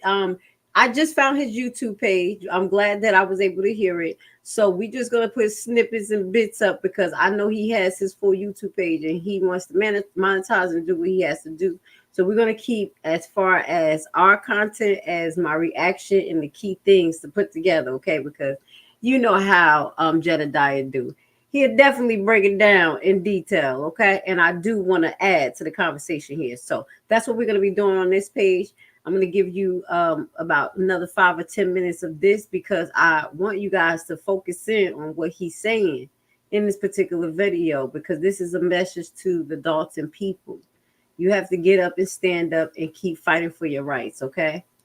You all who don't care about politics, I want to say to you all, thank you all for this mess, because this administration was elected by not even half of the people who call Dolton, Illinois home. That in itself should make you feel, damn, you can't stand in line one day knowing that it will affect you for at least the next 8. Why 8? Because a person may be in office for 4 years, but their effect will go beyond them, especially even further if the new administration don't know how to clean up their mess or isn't a turn from the previous behavior. And so what's happened is that Dolton politics highlights what is going on in the country. I ain't got time to pay for no politics. It's all rigged and it don't matter, and it does. And so the median income of a person in Dolton makes about $50,000. But what is the very core of the problem that we're dealing with here?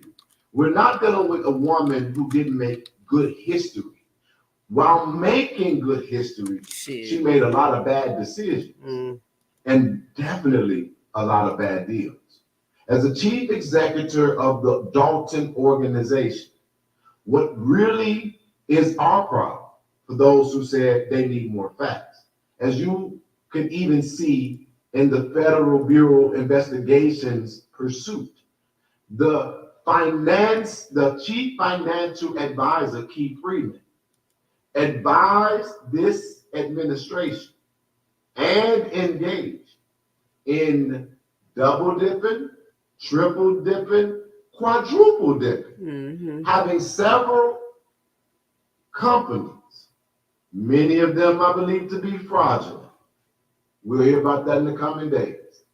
And as a matter of fact, I do need to still say allegedly, because we got to wait for official charges. But look at this. Connect the dots. The chief financial officer and advisor to the mayor created companies, and this is what they did in what is considered to be a poor community. They steered millions. And this is one village. One village. Think about all of the municipalities and all of the cities and all of the townships and all of the villages. Think about the country. Let's stop right there. Think about Haiti. If y'all remember when I did the breakdown on Haiti, this is exactly how they do all of the land and the places that they want to siege, take over the people, deprive them, and that is done even on their own territory. Sounds about similar, don't it? Right? Right. I find it so disheartening to let me take a break and let me put something in your hand. I found out today, because I haven't really been monitoring, Flint, Michigan, who's asking for our help. You mean to tell me that they still don't have adequate water? It's ridiculous. And they still have high water bills that still gets cut off if they don't pay those water bills? But our government is sending billions of dollars to Ukraine. And let me just give you a little 1-2 on what's going on in Flint, Michigan. There was a gentleman who had this machine that can make water out of vapors. Yes, he was a brown melanated African American man. And guess what? When he brought that machine there, he's an engineer. He said less than a week, he had to repair the machine at least twice because there were purposeful sabotage going on in mechanic elements that only an engineer would know. Like it was shreds of something in here and there, not the average person will do. And literally that machine was making clean bottles of water, hundreds of gallons a day for the Flint, Michigan, and it was portable. Okay, I can leave that link down at the bottom if y'all just want to have a heads up on that. So even when sometimes the people come up with solutions, they are still, how can I say, set up for failure. But if we have people around us, like, you know, not just me acknowledge that something was wrong with what was happening with his machine, or they acknowledging what's going on and actually literally doing something, then that's only when the change is going to come. Because even if people come up with an idea and it gets sabotaged, guys, I'm just telling you, don't give up. So someone did try to come up with a solution for Flint, Michigan. And as you can see, years later, they still have high lead in their water. Pipes are still disintegrating, and they're still being charged for trash, for poison.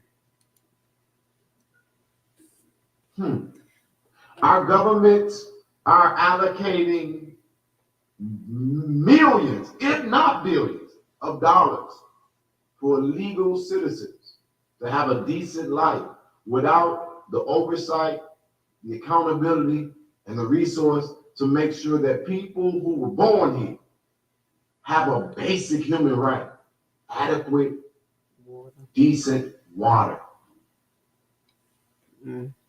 Flick, your cry is reaching me. But here in Dolton,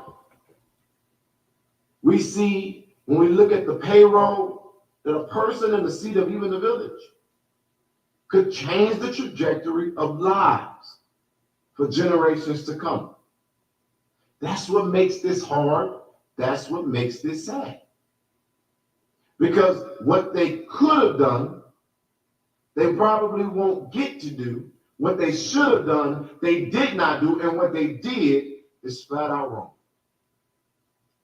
Here it is, Keith Freeman getting money from the government as a consult to companies on the back end of the deal.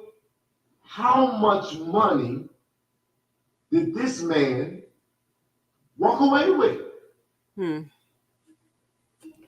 We probably won't know that for quite some time.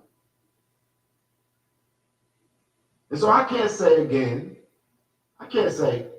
she didn't know no better. There's no way that such a fiery trustee could become such an ignorant mayor. She knew exactly what was going on. And when we tried to conclude our investigation and just focus on Hell Week, we ran into more tips that I just simply cannot ignore. Now, it doesn't necessarily lay at the feet of the Dolton mayor. But why is it now that we see inflated payroll, bad governing as it relates to paying people on sick time and things of that nature? Why is it that the books of the library, that library, with the amount of money that it allegedly has, should look a lot better in Dolton? So you're trying to tell me that the Dolton Library is also an easy spot for people who are governing that to have been stealing money from the residents of the village of Dolton? Wow. This is absolutely insane. So those little business like that, the library funding and things, this is where they stealing the money from. These type of organizations probably pulling penny pinchings off of it. Wow, that's ridiculous. And then we're going to look, and now who do we now see at the helm of the Dolton Library's governance? Stewart. Not the guy who was an assistant to Keith Freeman that runs the ESBA that has a previous drug charge and who I say allegedly was a part of a potential drug ring in Dolton, Illinois, under the current administration. Now, he's also on the library board as the vice president. The former vice president resigned. The new vice president is complicit. The woman who has access to the funds puts her head down in shame during last night's meeting, didn't come to work today. And the current treasurer says, hey, after I reached out, I don't have access to any of those documents. They won't give me access to the finances of the library. Is there no shame? Not the damn books. Not one of the most important resources for the future of the children who live in the village. So I say to my team, how can I close this investigation? Thank you. I don't know why you thought that Tiffany Henry was going to go unscathed, like you wasn't going to hear nothing about her. I told you a few minutes ago, you gave her too much benefit of the doubt, baby. Please. Okay? That was nice, black man. But she's crooked. Okay? She's demented. Right? We got to make sure that the FBI doesn't have a blind spot. They want the big stuff. But what's up with the Attorney General's office? Kwame Raoul, you get paid. Shit, I'm volunteer. We're scraping the bottom of the barrel and we're finding things that are so disheartening. Well, what the hell is the use of having all of the resources allocated to these government entities if they're not even going to inquire? How is this possible? And then people in the public says, give us the tea, give us the tea, give us the tea. Well, guys, my life hangs in the balance of this. See? My future and my ability to move around. Mm-hmm. Remember, there's always people who got people who love them. I've had to put in permanent things for my life to just be stable. But don't nobody even think about that. Nobody's saying, Jedidiah, how are you today? I've been going hard in the paint for this situation every day. I don't get to sleep. Whenever my eyes close, my phone ring, I have to wake right the fuck back up talking to both civilians and elects and law enforcement and tips and teams and goddamn. And I ain't even got, all I got out of this is an $80 battery so that when I show up for Hell Week, my phone don't die, so that the people can be aware of what's going on. And it really, really, really pains my heart because, again, why am I this effective all the way in Texas when there are countless advocates in Chicago who claim to be about that life? But at the end of the day, I'm going to pop my shit and say, shame on all of y'all for not being involved and engaged in your own damn process, because this is absolutely ridiculous. We have vetted everybody that have come across. And now I'm going to say this. Don't come on my platform pointing any fingers. If I'm going to look in your background and find out that your fingers absolutely the fuck should be crushed. I'll talk about and deal with that a little bit later, because what I don't like to do is be played with, lied to, manipulated, or I don't like people to come at me because all I'm doing is looking for the truth. Why fight me for the truth? People want the tea. And then they get mad when they say, you come on and talk vague. My job is not to entertain. My job is to get the facts and make sure they're properly processed. I'm not coming on here to tell y'all specifics, knowing you cannot and most likely will not do a damn thing about it. I know that's right. You see what I'm saying, black people? And I have to agree with him. You know, he's going off on, look at him going off on the ramp. No. Let me let Jedidiah close his damn mouth real quick. But yeah, no other community in the world do what we do. Want the tea, want to talk about it, keep talking about it, spread the word, but then it just stopped there. If it's verbal combat, if it was such thing as verbal combat, we already won. We already won, hands down, comically, our style, everything. Okay, that's fine. But when it comes to socially, economically, and making real changes, the things does not happen unless we have a counterpart from another nation pushing the shit.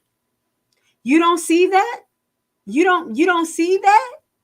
So yeah, that's why I respect Jedidiah, because I do respect grassroots movements.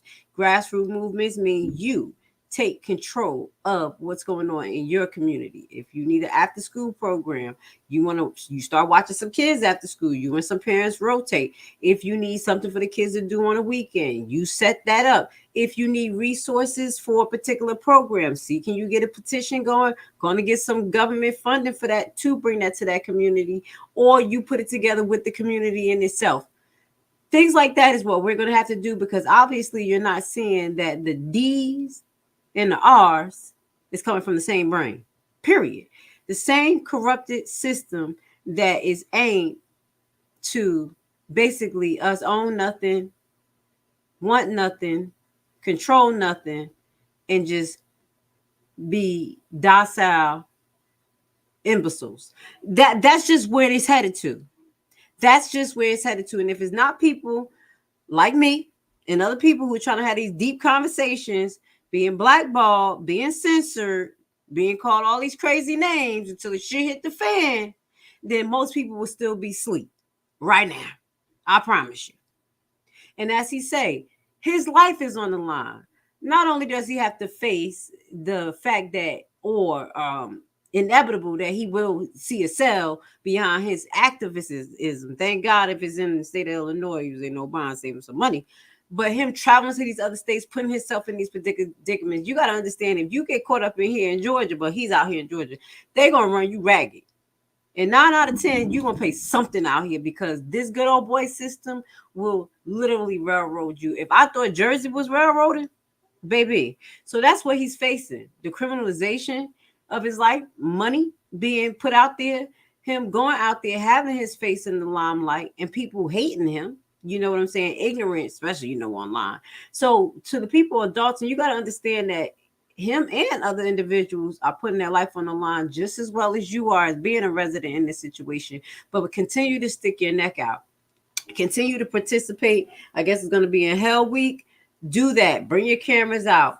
Go ask questions yourself. Be your own, little spokesperson. Little things that's happening. Bring it to the forefront. Let Jedidiah know that he's supported, as well as let the government of Dolton know that they're being exposed on every level. There's a lot of you who have been through things. And what I'm going to do next is actually show you some of the things that the residents has went through. So I wanted to show this a little bit because he started going off on the Dolton residents. I'll let it play for 2 more minutes, and then we're going to get into 2 cases.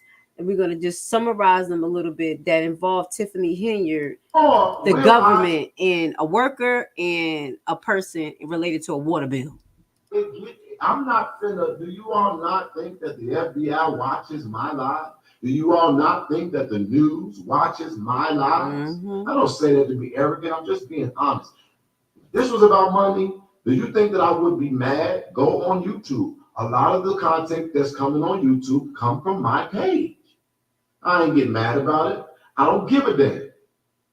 What is my point? Why are you preaching and ranting and raving? I can't catch a break because y'all got to do your part. I can't and will not do all of this by myself. I will not let my team be mishandled. And I need y'all to understand. If they're stealing in the library, if they're stealing from City Hall, if they're stealing from doing bad real estate deals, if they're bullying y'all out property and taking it and enriching themselves, if they got all of these companies, if y'all only making $50,000 and there's millions of dollars circulating, then guess what? The person that should be the maddest is you. Hell yeah. Because I can tell you for a fact, wherever I live, they don't let my garbage not be picked up. My street lights are always on. They don't let my bills get out of control. My governments never ignore my calls because I have a track record of showing the hell up for myself. I know that's right. Nobody should have to pump, prime, or beg you to want better. That's right. And this administration has bullied y'all. And I have said it before and I'll say it again. And congratulations. Because you all have stood up. But the half hasn't even been told. Don't get comfortable because the feds show up. That's how you got in this position you were in now. You let a few people tell you who to vote for. You don't engage. Don't wait till a motherfucker knock on your door. Go knock on theirs. If they want to represent you, go knock on theirs. And we're knocking on these senators and congressmen and actual presidents' door is doing a little bit of research. You can see their track record by their research. Just Google their name. I know Google do lie, but if you got a VPN, you may be able to extinguish your research as well as Freedom of Information Act. Okay, don't be afraid. It's literally free. So what he's saying, go seek the knowledge. Stop being mesmerized by a face, by something that look good. Because obviously that first picture that I put up of Tiffany Henyard, that's the original. Looking rough and ragged with her little curly weaves. But then you get a little money and get a little twinkle on you. You're looking like the Wicked Witch of the West. Okay? So that's all I'm saying, guys. This is on Jedidiah's page, I do assume. If it's not, what I'm going to do is just a few videos that he have. I want to cut up and put together to kind of represent the information a little bit more clearer. He is clear and concise, but it be like broken up the thing. So, I want to put it together easy for you guys. So what I'm going to do right now is actually, look at that. It showed all my stuff. We're going to get into some cases now. And I have my pacer up where I have 2 cases that involve the township of Dolton and Tiffany Henyard. Okay. So we're going to get that on the screen. Let's see, is which one is this one? This one is Stephanie Weideman. Okay. And when it comes to some of the information, I don't want to share their personal information, but I just want to see if this is actually the person that works in the township. Give me a second. Do I have it on the screen? We're going to get the reading today. All right. So you're going to see two perspectives of what goes on in Dolton Township. And let me see. Let me make sure. So this talks about the jurisdiction of the venue. This is the facts of the case. Stephanie Weideman has been a resident of Cook County since 1980. Plaintiff says worked for Dolton Township in 2020 and worked in various positions in the township until March 2022. Okay, so this is someone who worked for the township that is suing the village of Dolton in the Dolton Township. Okay, Dolton holds bi-monthly meetings for the Dolton Board Trustees, which runs the village in coordinates with the Dolton Mayor. These meetings are open to the public, and members of the public are allowed to attend and to comment during specific public comment section. Also, a political engagement, a resident of Dolton Township, plaintiff frequently attends these meetings and shares her thoughts on the matters of public concerns during a public meeting.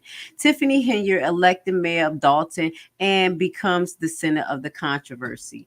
In February 2021, Tiffany Henyard was elected mayor of Village of Dolton. In Henyard's first year, this is the complaint by this party. In the first year, she took a number of action which generated substantial controversy, such as formed her own personal security detail and 3 full-time Dolton police officers paid for by the village of Dolton, decreasing the number of officers available for routine law enforcement.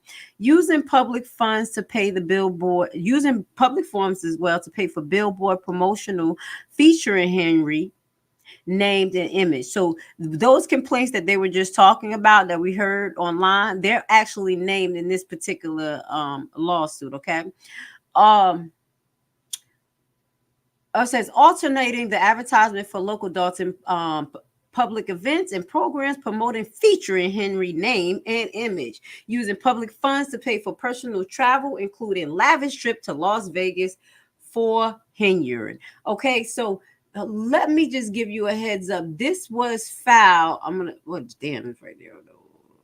This was filed 1/22/2024. The reason why I started at this one because it was at the beginning of the year. There are more lawsuits that stem back from 2018 that's still open right now.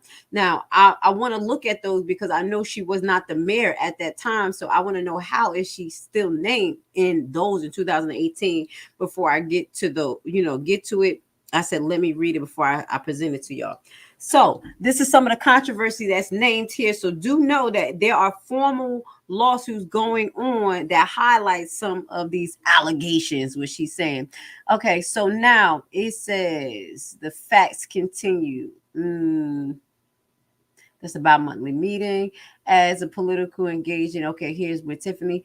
Okay, forming her own personal security, using public funds to pay for billboards, using public funds to pay for personal travel. On December 8th, 2021, Dolton Board of Trustees voted to call a recall election against Henyard to be held in June 2022. In June 28, 2022, recall election, Dolton voters voted to remove Henry from the office. Mayor Henry remained in office, however, as the election result was invalidated by the Illinois court on procedural grounds. So some procedural errors was made. So it wasn't like these people vote wouldn't count, but this be a lack there of process education. And that is ridiculous if they have a lawyer processing this paper and they're saying that it was actually because Henyard says she won. I won these laws. I won. But she won based on the technicality. That's how criminals get away.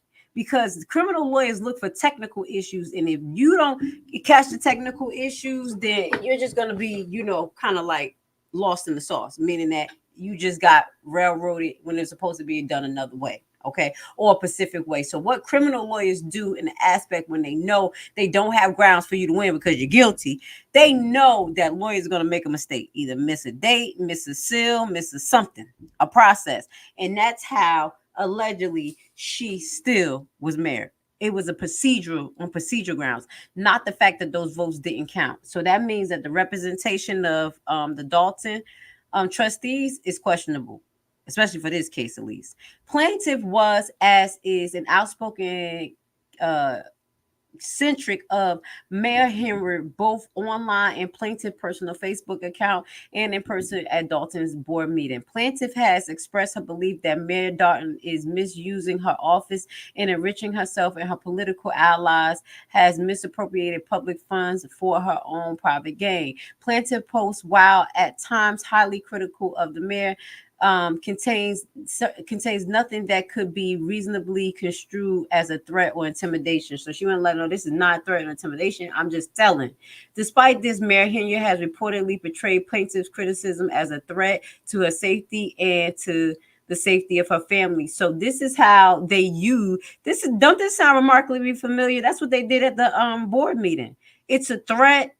Yeah, you criticizing me. If you clap, it's a threat. Right. Mayor Henry accused plaintiff of trying to intimidate her, with plaintiff attending the Dolton meeting of trustee meetings and looking at the defendant mayor. Everybody looks at the mayor, and they're looking at her with the face. So everybody is intimidating the mayor right now. And she don't, when she sits up there, she doesn't look intimidated to me. She goes off. Even when people are talking about her, she stands there with a smirk on her face. That's why I really think that she has something demonic behind her. I know she's doing some type of voodoo. I'm gonna keep it real. I'm gonna just throw that out there. I think Tiffany and Henry are doing some voodoo. When I was making the video and I was having some issues trying to get it to actually process over. And yeah, that didn't happen to my computer in a long time. I mean, I literally got new equipment last year just so none of that can happen. And now I'm going to be on the phone with my people who I use their equipment to produce videos to find out why is it tripping. Meaning, like, literally when I was doing playback on a video before I was exporting it, it was blank. You couldn't hear the sound, nothing. I was like, fuck it, I'm just going to export this video right now. And it worked. And then I prayed. And then when I was doing the thumbnail with the ugly picture of her, man, my Canva would not even work. It froze. The internet wouldn't connect and it would not allow me to save the picture. But I was so smart that I had used cut and paste. You know, when you take a screenshot, you cut. I was like, baby, I'm not about to play with them. So I really do think that she has some like Geechee. That's what came to my soul. Like, she got some Geechee shit going on with her. Understand that 2 people around her for her position got sick. One died, one had a stroke. Y'all remember that? I'm just throwing that out there. Okay, somebody gonna say something. Somebody gonna say that Henry been playing with some black magic allegedly. I don't know why it's on my soul, but something not right about her. So defendant mayor accused plaintiff of stalking her based on plaintiff attending the meeting, and like I said, staring at Henry.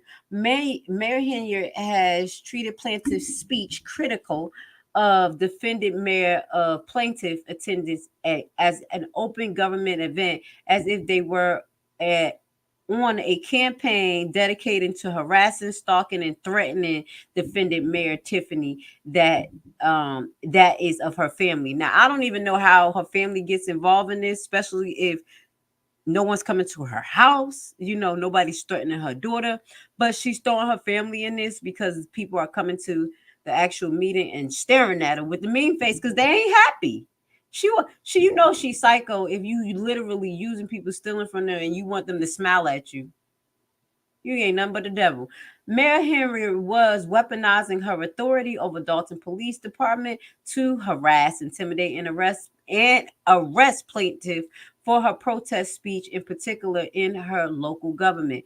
Defendant Henry abuse of power has gone on for over a year, causing significant anguish to plaintiff and hampering her ability to engage in First Amendment protection speech. This is the same thing that they were talking about at the actual, board meeting. June 11 meeting and arrest. So this young lady was arrested on June 11th. The first incident of defendant mayor violates the plaintiff constitutional right took place at a tea with trustee meeting. So that's supposed to be, they said they have a second meeting throughout the month. Like other Dolton meetings, the meeting was open to the public and featured a public comment section. Plaintiff was present along with a number of other Dolton residents who wished to speak out on village concern, including the recall process, which was an issue of significant public concerns. Before the meeting began, plaintiff and several other attendees walked out. While outside, plaintiff saw Dolton employee Kim Austin place pro-Hinyard campaign flyers on the windshield of plaintiff car and other vehicles in the parking lot. Plaintiff removed Hinyard campaign flyer from her windshield and the windshield of the cars belonging to other attendees who asked her to do so. Plaintiff saw a pile of campaign flyers that were flipped up and cars had apparently drove over them in the parking lot, and she gathered them up and disposed of them inside. Austin saw plaintiff taking the flyers off a plaintiff car and told Mayor Hinyard. Mayor Hinyard ordered plaintiff to be arrested for taking a flyer off of her own car, and Austin called the Dolton police to come arrest her mid-meeting. Wow. Wow. Whoa. Okay, this get a little juicy. Dolton police officer Hapson, detective Derives, and Sergeant Harris arrived at the meeting and began to search the plaintiff. They entered the meeting and forcibly escorted her out of the building and arrested her. The arrest was false and in violation of the plaintiff's constitutional right. Defendant's officers knew the arrest was false, but arrested the plaintiff nonetheless. Defendant officer transported plaintiff to the Dolton Village Police Precinct, where she was processed, cited, and released for $150 bond. For what? The bond implied plaintiff's ability to travel out and pleaded on plaintiff's ability to travel outside North District of Illinois. Plaintiff was charged with one conduct of misdemeanor theft. You know how to get quiet. The fuck? First and foremost, it's called abandonment. First and foremost, let me just see. People need to know the law.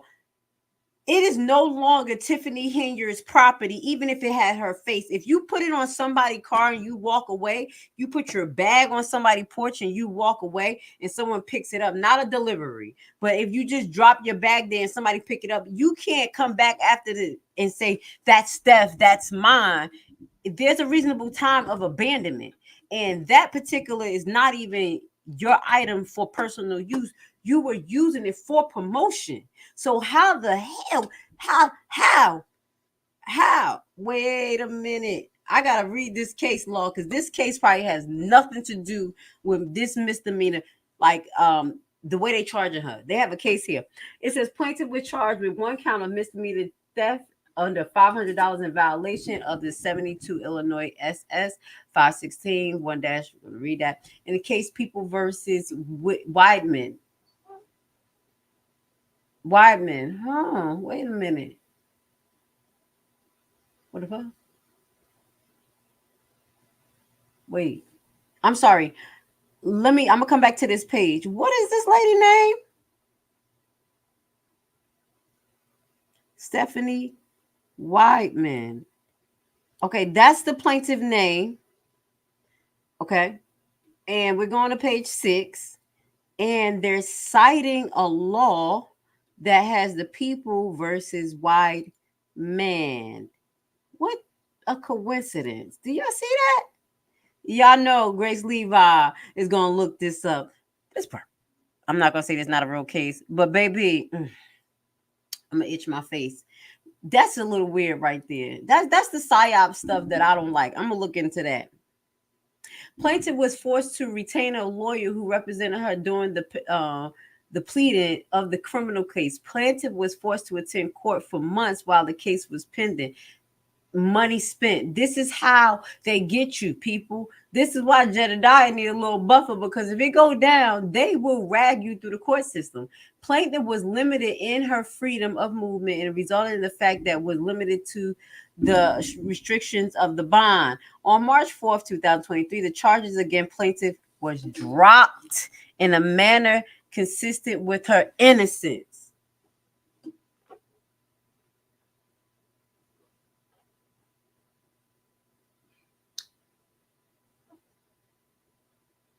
Anybody? Before y'all know I want to say something. Put your comments there. Anybody?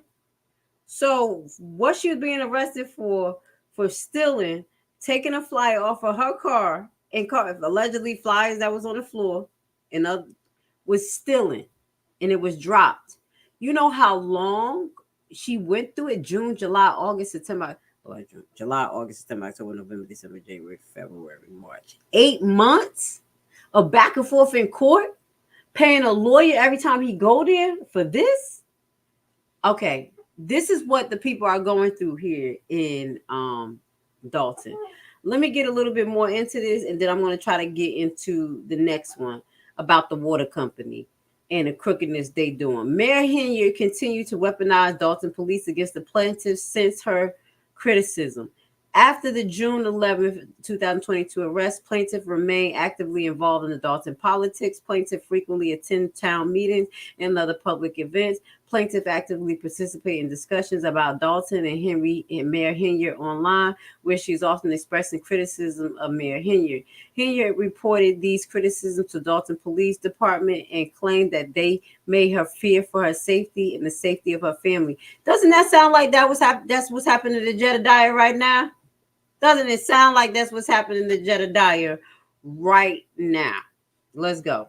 On September 8th, 2022, plaintiff went to Village of Dolton board meeting. Although the meeting was open to the public, Mayor Henyard ordered Dolton police officers and attended to remove plaintiff from the building.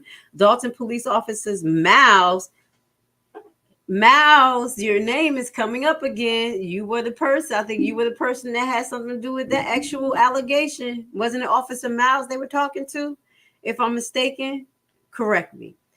Officer Miles escorted plaintiff outside the building and told her that she wouldn't be able to attend the meeting due to the police report made against her for harassment. But the charges, okay. On September 8th, 2022, Mayor Henyard called the Dolton Police Department to provide additional information on the decision to remove plaintiff from the meeting. Henyard stated that the plaintiff had attended a previous board meeting and stared at Mayor Henyard, with the mayor interrupted as the attempt to intimidate and harass her. She stared at her. You don't stare at Henyard. Officer Miles informed Henyard that he did not consider this behavior to be intimidating. That's why Henyard didn't like Miles, okay? Mayor Henyard continued to use Dolton police to shut plaintiff out of the village meeting and silence her criticism. Plaintiff attended the next Dolton meeting on September 2022. While there she was confronted by Dolton police officer Mattis, who told her that she had to remain quiet during the meeting. They are intimidating. They need to do an internal affair investigation on the police. But remember what they said, that the internal affair investigator is married to somebody who is on Henyard's team. Allegedly.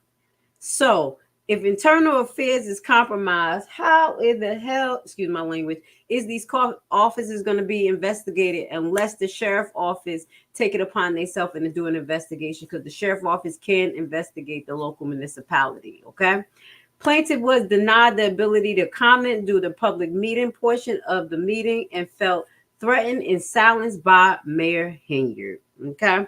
So this is a continuation of what has been going on in Dolton. This case in itself, let me just make sure no, let me log back in. I just want to make sure that this case that I was just showing you guys is not done already, because where are they going to send the code to? Hold on. They got to send a code to my phone. Give me 1 second, because I want to just make sure. I don't think that case is expired yet. Where do you want it to go? To my phone. Oh, okay. I want to go up to paste it. Sorry. All right, let me see. Okay, let me go back to where I was looking at. All right, can y'all see what I'm doing? No. Hold on. Let me remove this off the screen. I'm about to show y'all a little shum. So these are all the cases that Henya has. Hopefully it let me show y'all. Do y'all see it? Can y'all see it on the screen? Do you see what I'm saying? These are all of the cases that Henya has pending. Is about 16. The one that we were reading was this one, and it's still open. So it's not over yet. She, out of all the 16, 2, 4, 5. Like I said, there's about 11 cases that's still open. It's easier to count the cases that's closed. Those are a few of the older ones. So we're going to get into the next one that we're going to read a little bit. Okay. Which one did I choose? Come on, baby. Don't be mean to me. Yeah. Hold on, y'all. Okay. This is Dobson versus the Village of Dolton. And this is the complaint. And this is highlighting something that is not directly Tiffany Henyard, but this shows how crooked things going on with the people. They're saying these people are making $20,000, $50,000 income. That's way below poverty in the United States. And you know, we can't even live off of barely $70,000. So imagine what they're going through. Let me make sure I got the right one up here. One of 8. What page is that? Is that it? Okay. This is the next case. Okay. Now this one is highlighting Carson Dobson. I don't want to read all these people's names. I got all the information out here, but they're going against the Village of Dolton in all aspects. This is to the also what's involved in here is the Dolton Board of Trustees, Village Trustee Stanley Brown, Village Trustee Robert Hunt, Village Trustee Tiffany Henyard, and this is when she was a trustee. This was 11. Okay, this was in 2013. I had pulled this one up because this was showing something about what was going on. Is this it? Violation of the First Amendment rights, freedom of association. No, this is not it. Hold on one second. That's another one. Where is the young lady who had the water issue? Dawson versus the Village of Dolton. Let me see if that's it. Give me 1 second. I need some of the things I pulled up. They better not make me. Okay, there we go. They better not make me pay for it again. Shit. I'm talking about $2.50. Okay. Let me pull that up. That's not the one I want. I'm going to pull this off the screen. Okay, so this is about fraudulent billing. This is going to be the last case that I show you guys, okay? That's not the one I want to show y'all. That's just another one talking about freedom of speech. Obviously, these people ain't got no freedom here. Now, this was a case that was filed 2019. Okay, so this has been going on for a little while as far as the corruption in Dolton. And I want to give y'all a heads up. It don't just start with Tiffany. Okay, because I think she came in 2020, but the residents has been suffering for a while. So here is some info I'm trying to go through. So I want to show these people information, but I do want to read. I'm trying to go fast because I don't want to read. I don't want y'all people to be having their address and stuff. Y'all better pay for your own pacer. So this is right here. This is her complaint, the complaint statement. The Village of Dolton has been billing me fraudulently from the first bill received by charging me from a previous balance that was not mine and billing me based off fraudulent meter numbers, causing me to pay the previous balance plus my usage. The Village of Dolton continues to unethically practice by not sending shut-off notice or a 10-day notice, allowing time to dispute the bill, and not giving any warning shutting water off from the streets to me and other residents of Dolton. The Village of Dolton owes me a minimum of $109 to $1,400 due to the fraudulent billing. The Village of Dolton terminated my water supply April 17, 2019 to September.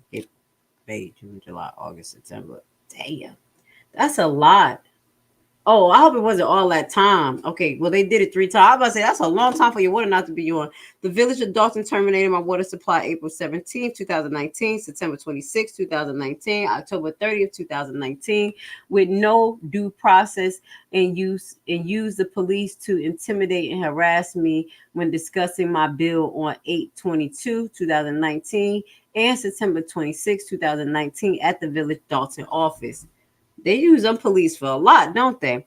The village of Dolton has not responded to my emails regarding fraudulent billing. The village of Dolton has denied all requests to restore service from Trina Dawson petition, as well as the paralegal form from the Attorney General Office of Kwame. So it's attorney that told him like you got to turn this on. Yo, they bold as hell. They don't listen to nobody. Attorney General came down and sent the letter like, no, you got to do due process. You got to do this. They still ain't cut this shit on. They probably cut it on, cut it right back off.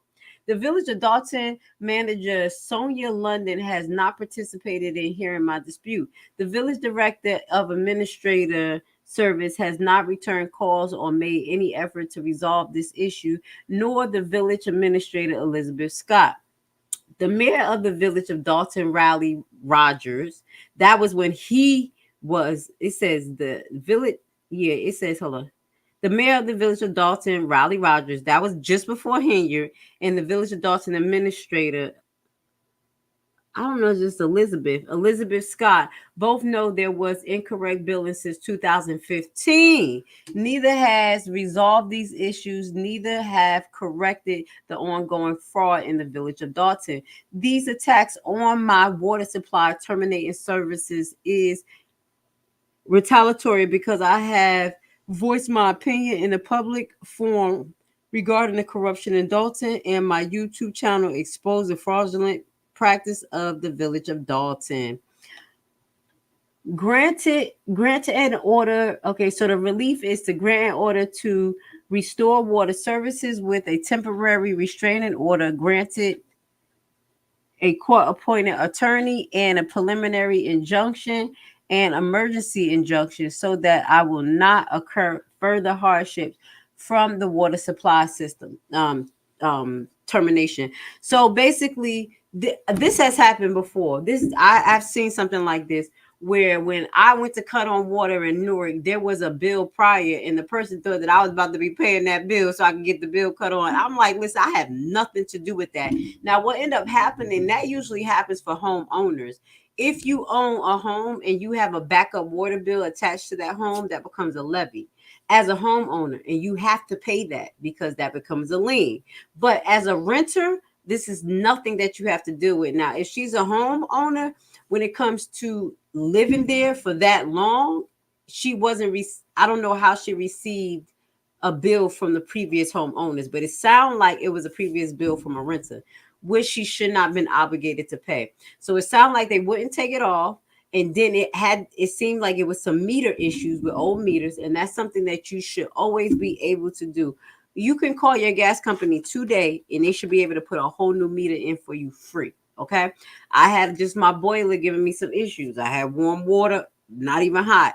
Called the boiler company. You know, they saying this part, but it could be the gas that's leaking a little bit. Get your gas company to come check it. They came, they said, listen, we heard this plenty of times. Listen, the pressure is fine, but what we're going to do just to be safe, we're going to change your whole apparatus outside. We don't want to hear nothing from them saying that this is not working. So what I'm saying is that that's a free service to get a meter replaced. So I would assume that she had made a request to get the meter replaced, and obviously something is not happening. This was happening under the old mayor. Now I'm highlighting this because this is highlighting that the citizens has been suffering in Dolton for way longer than Henyard. And Henyard literally just came in and did what her predecessors did. They allegedly Henyard was the person in there fighting for people's rights and calling out all of the things that she's allegedly doing right now.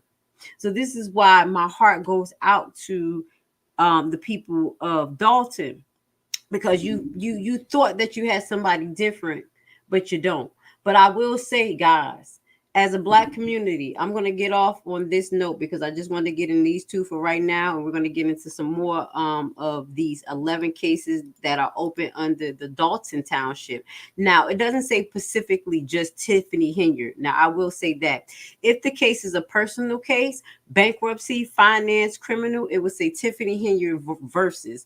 A lot of all of those cases that we saw, it said Township of Dolton Township, and that's because she plays the role as executor, so she's going to be the person. But in these cases, she's playing the role as the defendant because she's involved in a lot of these allegations, I would assume, especially the first one. So what I will say is that the people of Dolton continue to fight, continue to stay strong. Please support Jedidiah, because what he's doing is dangerous, obviously. If you're one of them Trumpers, what he's dealing with? The deep state. I'm keeping it real. It's a lot of corruption going on there, and sometimes people don't want certain things uncovered. So we're going to keep putting our prayers on Jedidiah. I'm definitely going to be sending my support every other week, which I can, so Jedidiah, look out for Cash App from Grace Levi. If you didn't receive one already, I know you did, okay? Because I talk it like I walk it. I can't be out there, but I can report right now. I can support financially just a little bit because I'm a single mother of 2 in college, but I'm going to do what I got to do, as well as I'm going to continue to bring comprehensive videos for you guys. So Jedidiah, I will be copying and cutting some of your videos up so it could be comprehensive for the people, as well as so I can do my reactions to it. So I think that's all I wanted to show tonight in this 2-hour broadcast. The next time you see me, most likely we're going to be doing a trending topic next week, and we're going to be following up on what happens in Hell Week in Dolton, okay? And all I'm saying, Dolton, give them hell, okay? The same thing they gave you, baby.